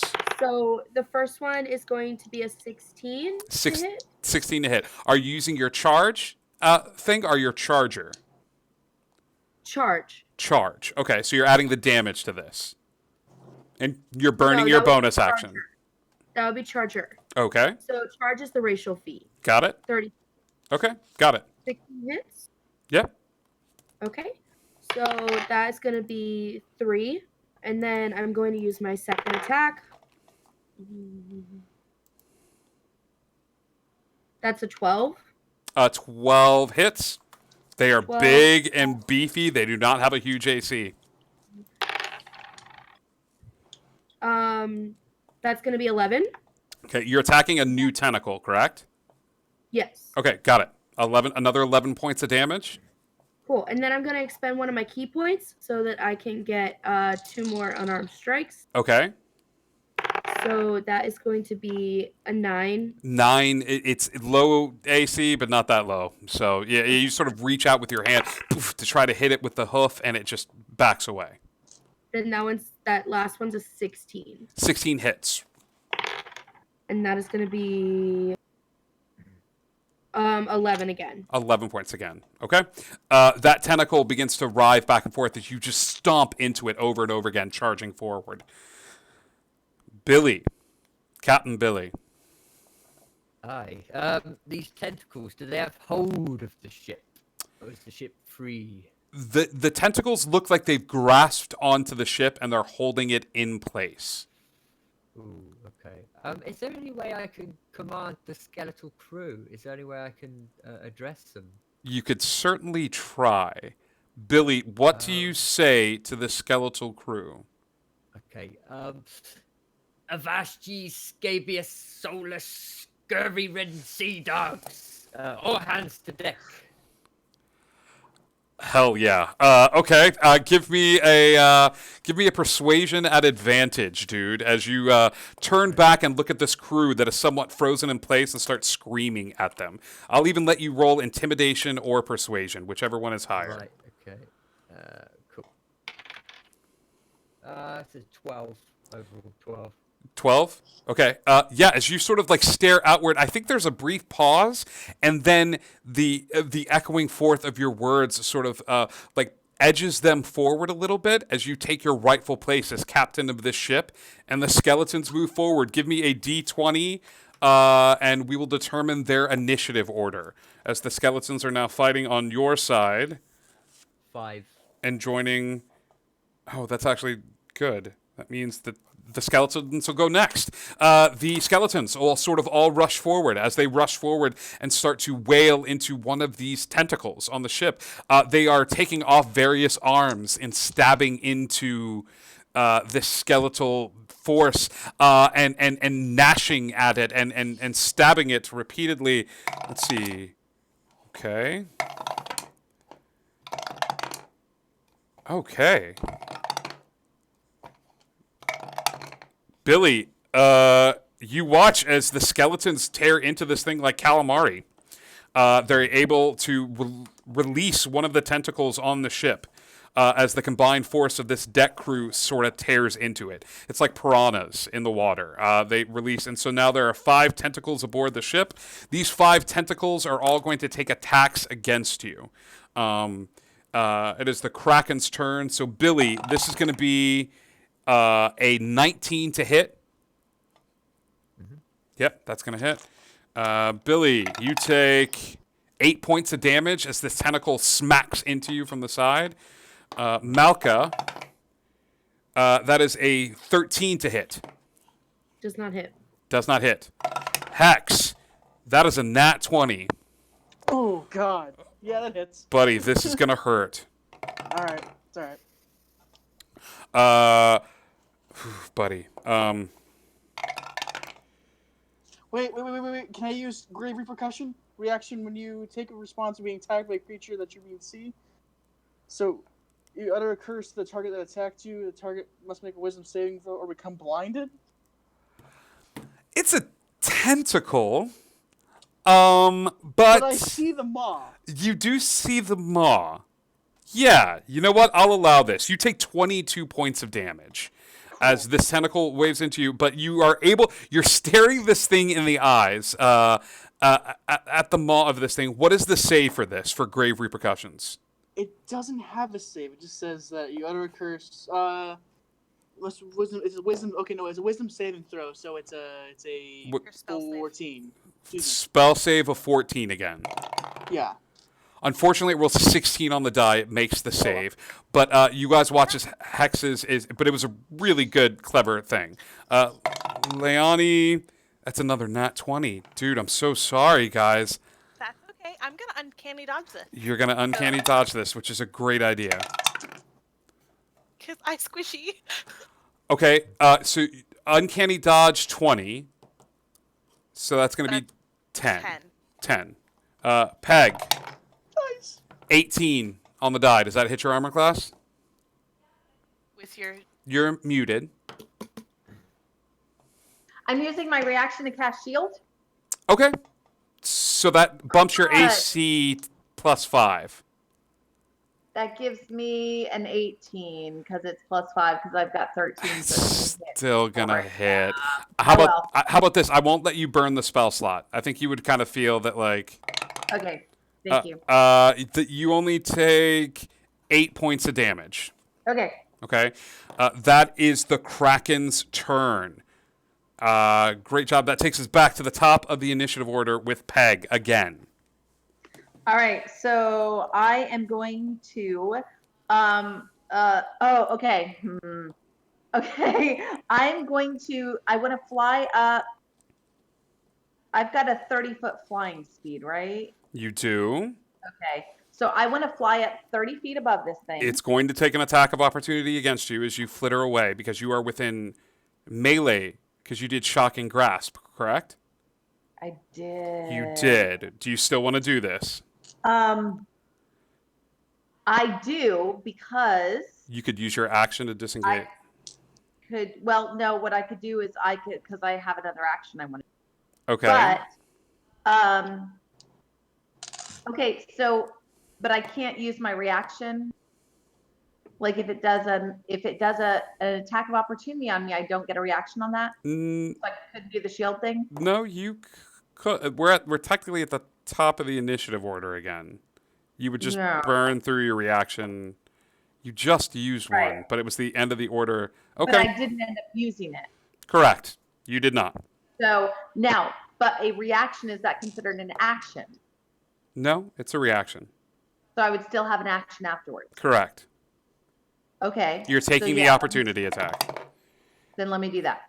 20 for the attack. The attack is 20. Okay, it still hits me. But Okay. this time I am going to burn shield because I'm not going to do that twice. That's not fair. Okay. This is another 9 points of damage. Okay. All right. So hopefully this was worth it. So I am now 30 feet above the thing. Correct. I am going to cast a cantrip called Lightning Lure. Okay. Now, Lightning Lure, I create a lash of lightning energy and I'm hitting at the head because the maw we can see, right? We can hit the head. You're flying upward and sort of aiming down towards the maw of this thing. Yes. Okay. It creates a lash of lightning energy that strikes at one creature of your choice that you can see within range. The target must succeed on a strength saving throw or be pulled up to 10 feet in a straight line towards you, and then take it's 2d8 because I'm above 5th level, 2d8 lightning damage if it's within 5 feet of me. So I'm actually going up to, because I know this, to where You're dragging it out of the water. I want to pull it up 10 feet out of the water and be 15 feet above it so that I'm pulling it out of the water, hitting it with electrical energy. and then I know it's going to drop back down into the water, but I'm hoping that electrical energy going back into the water, it's going to just do some damage. And what I'm also hoping is in the 6 seconds it takes to do that, because everybody else is in that same 6 seconds of combat, Sure. that's also pulling it out and giving them an advantage on an attack on it. Let's work this out. I will make the strength saving throw. Okay. It's a strength saving throw of 14. It makes it save. Okay. So you still roll damage, I believe. Yeah, it doesn't get pulled up, but it does get damage. It does get damage. Yeah. So roll damage for me on that. Hex, you are up next. Okay. The damage is 11. 11 points, which seems to be doing a little bit more. Okay. That is your move, Peg. Okay. This is going to be great, or it's going to be bad. Hex, hit me. Let's use this second spell slot. I'm going to use 4th level invocation of Water Dragon? Water dragon? Water Dragon. Okay. As you let a drop of water fall, a giant water dragon erupts forward, swallowing your enemies and all unlucky to pass. It goes 150 feet straight in a 7-foot cone. Okay. Those in the line of this spell must make a dexterity saving throw or suffer 10d8 bludgeoning damage. It fails its dex save. It also is going, because this is going to end my turn. It also needs to make that wisdom saving throw for Phantasmal Killer. Is Phantasmal Killer concentration? It is, but Water Dragon is not. Water dragon is not. All right. So. Okay. It makes its save on being afraid of you. Okay, cool. And then I just gotta make the d8s. I will come back with damage on the d8s. All right, roll some damage for me, Leonie. Stabby stab. I'm gonna stab it again. All stabby stabs. Roll. All stabby stab. Roll attack for me. Freddy is up next. 6, 7.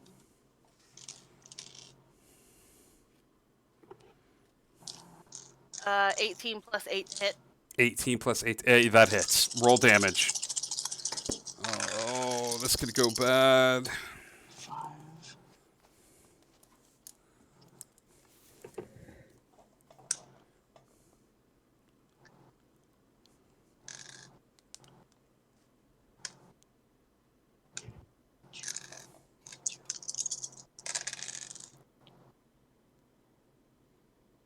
28 from me. 28 points of damage. It's 33 on Water Dragon. 33. Oof a doof. That means in 2 moves, you guys have done 82 points of damage in 3 moves. Ay, Dios mío. Freddy will look forward and use the help action. He's out of things to do, and will start insulting the Kraken. And just be like, "Oi, you! Your mama's so fat. When she jumped in the water, all the water left. Go get it, Captain!" And just... So, Captain, if you take an attack against this thing, you're going to have it at advantage. Malka, you're up. So for this one, I am going to do... I'm going to expend a key point again in order to do Fury of Blows, Blows of Fury. I Okay. can't say words You're today. still up in front of this thing, so you're going to be taking 4 unarmed attacks. Roll. No. No. No, I'm using my bonus action first. That's a nat 1. That's going to miss. Okay. That'll be a 15. 15 hits. So that's going to be 10. Okay. And then I am going to go ahead and also use Hour of Reaping. So Okay. as an action, the creature within 30 feet of you must make a succeed on a wisdom saving throw or be frightened of you till the end of your next turn. Okay. Does Flurry of Blows state that you need to make an attack in order to use Flurry of Blows first? I think it does. Sorry? I believe Flurry of Blows says that you need to be attacking. So you can't just do, like, the 2 offhand attacks. It's like when you're attacking, but immediately after you take the attack action on your turn. Yep, It's like you're using right. the It momentum. does. Yep. It does. So what Sorry. I'm gonna say is that you can either do that and skip the Flurry of Blows, or you can just take 2 more attacks. Mm, Billy, you're up can I next. just have done the one unarmed attack then instead of the? Because I do get an unarmed attack as a Fury of Blows, and then it just takes. You're taking your unarmed attack as a bonus action. So you're doing this as your action, and you're doing an unarmed attack. Yes. Okay. Yes, I will allow that. Wisdom save of what? 13. Oh, such an idiot. It may. It's cocked. Yeah, it does not make it save. So this thing is afraid of you. It can't move closer to you than it already is. Mm-hmm. Okay. Yes, thank you. You And got- it has disadvantage. Yep. Billy, you're staring at your crew who's fighting valiantly. You've got skeletons who have taken arms against this thing, and the gaping maw is off the deck of the ship. And the skeletal crew, are they still doing their thing? Are they still They're fighting for you, Captain. attacking? Oh, brilliant. Okay. I would draw my. What can I see? What can I aim at? You've got tentacles and sort of on the deck. One of them has been cut to the side. A few of them are looking like they're on their last legs, like they're about to be chopped off. And you know that Hex is directing spells off the deck of the ship towards a mass of the creature which you have not seen yet. Okay. I'll help with these tentacles, I think. Yeah. Yeah. Go ahead. The nearest one, I guess. Yeah. Give me an attack roll. Give me an attack roll at advantage as you realize that Freddy has tried to embolden you. Roll 2d20s, take the higher. Okay. 10. Oh, 20, natural 20. Hey. All right. Billy, roll another d20 for me. Attaboy, Captain. 20. 8. Okay. Roll damage for this, and it's going to be at double damage. Wow. So 1d10 plus. Is that after the plus? Yeah, so roll 2d10 then. Okay. 4. Ooh, 7, 8, 9, 10. So 11 and 5, 16 in total. Yep. One of the other tentacles is chopped off. Foonk, as Billy rushes forward with his sword in hand, chopping one of the other tentacles off, leaving just 4 in its wake. As the other skeletons, emboldened by Billy's action, run to another tentacle and start making attacks with their arms again. Reaching forward. Eliminating yet another arm, leaving 3 on deck in the mouth of the beast. Awaiting. Attack rolls against Malka are going to be at disadvantage. And one of those is a nat 1, so that's going to miss. One's going to take another swing at Billy with another nat 1. We're going to put that dice away. And we'll say Leani has been stabbing this thing constantly. Leani, that's a 21 to hit. That hits. Leani, you take 12 points of damage as this tentacle slaps into you. There is also a scream from the deck as it now tightens the remaining 3 tentacles and begins to tip the ship over. It begins to draw the bone ship forward with its tentacles and drag it into the water. The ship is now leaning at a bit of an angle as it's sliding you down towards this gaping mouth that is open in front of it. Hex, you are the closest to it at this point, so I need a strength saving throw as you are holding on to the edge of the ship to keep yourself upright. Okay. Since I have my hex weapon out, can I see if I can use it as a lash against the side, like a railing? Absolutely. I'll let you burn your reaction to keep it, use that lashed against there. Peg, you are up. You do not need to make a dex throw. Weapons. Yeah, you are floating above the ship, and you see the ship beginning to lean forward. Me? It's my turn? It is your turn, Peg. I cast banishment on the thing.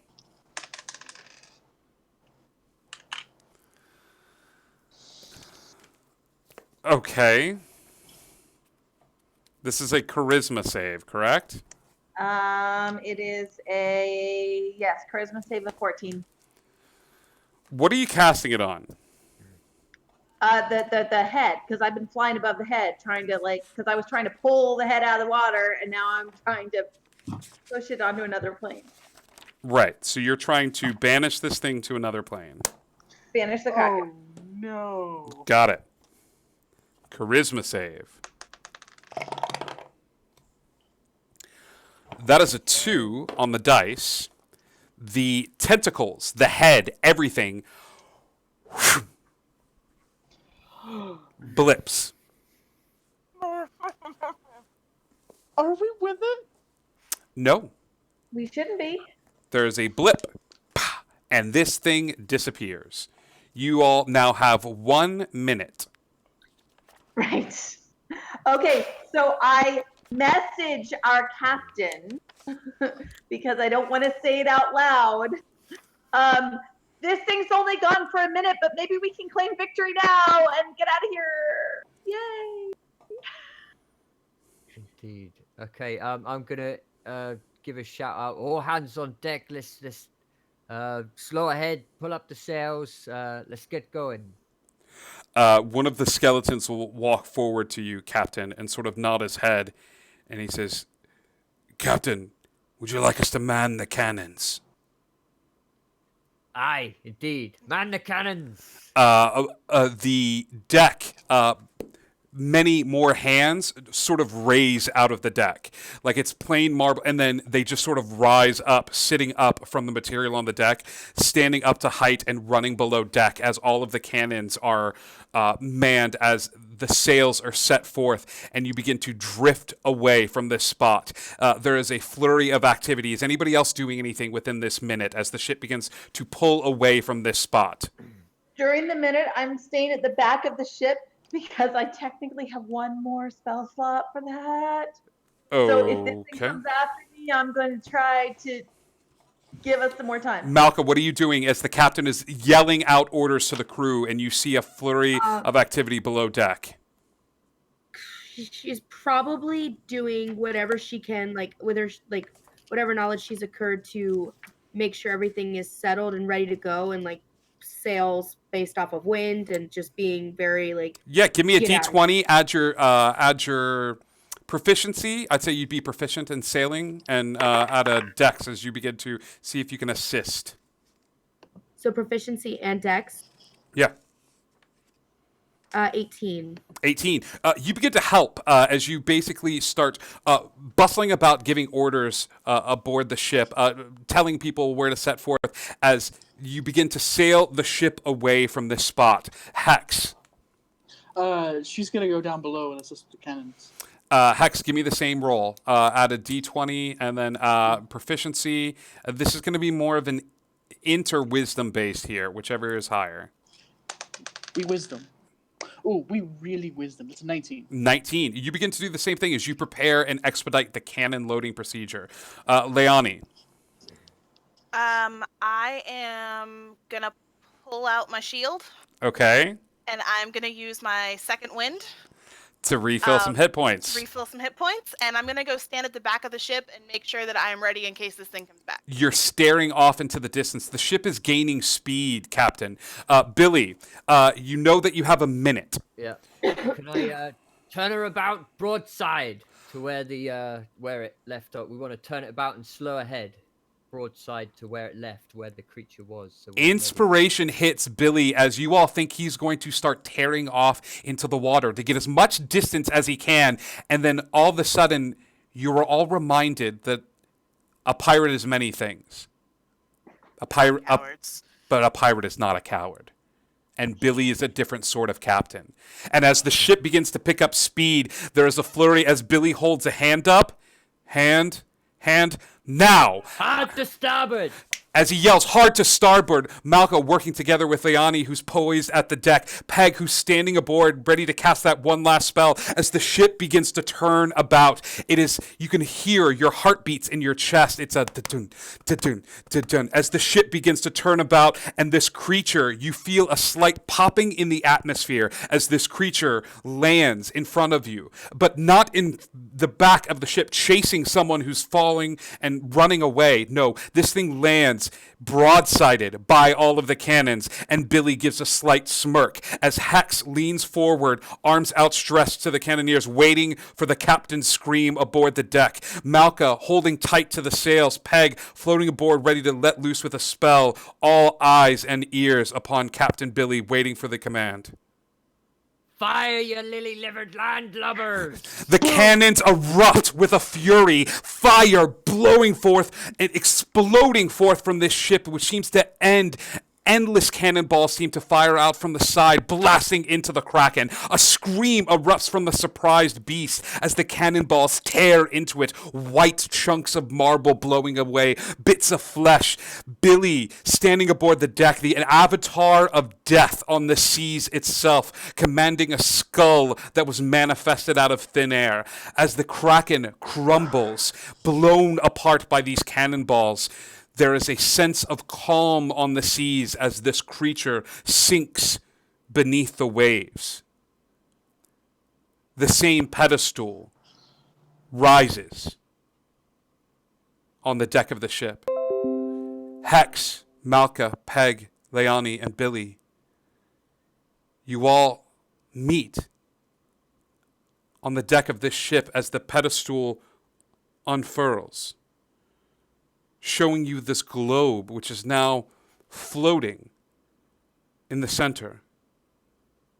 Freddy climbs down from the crow's nest, and you watch as a group of skeletal figures take a knee in front of the captain. Captain Billy the Crow, a man who searched for home and found it in the most unlikely of places.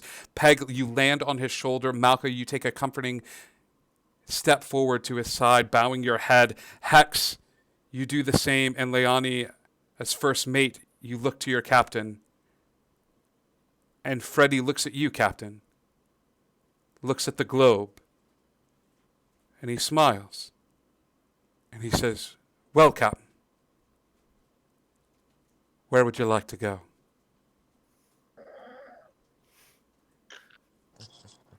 And that's where we're going to end tonight's episode, folks.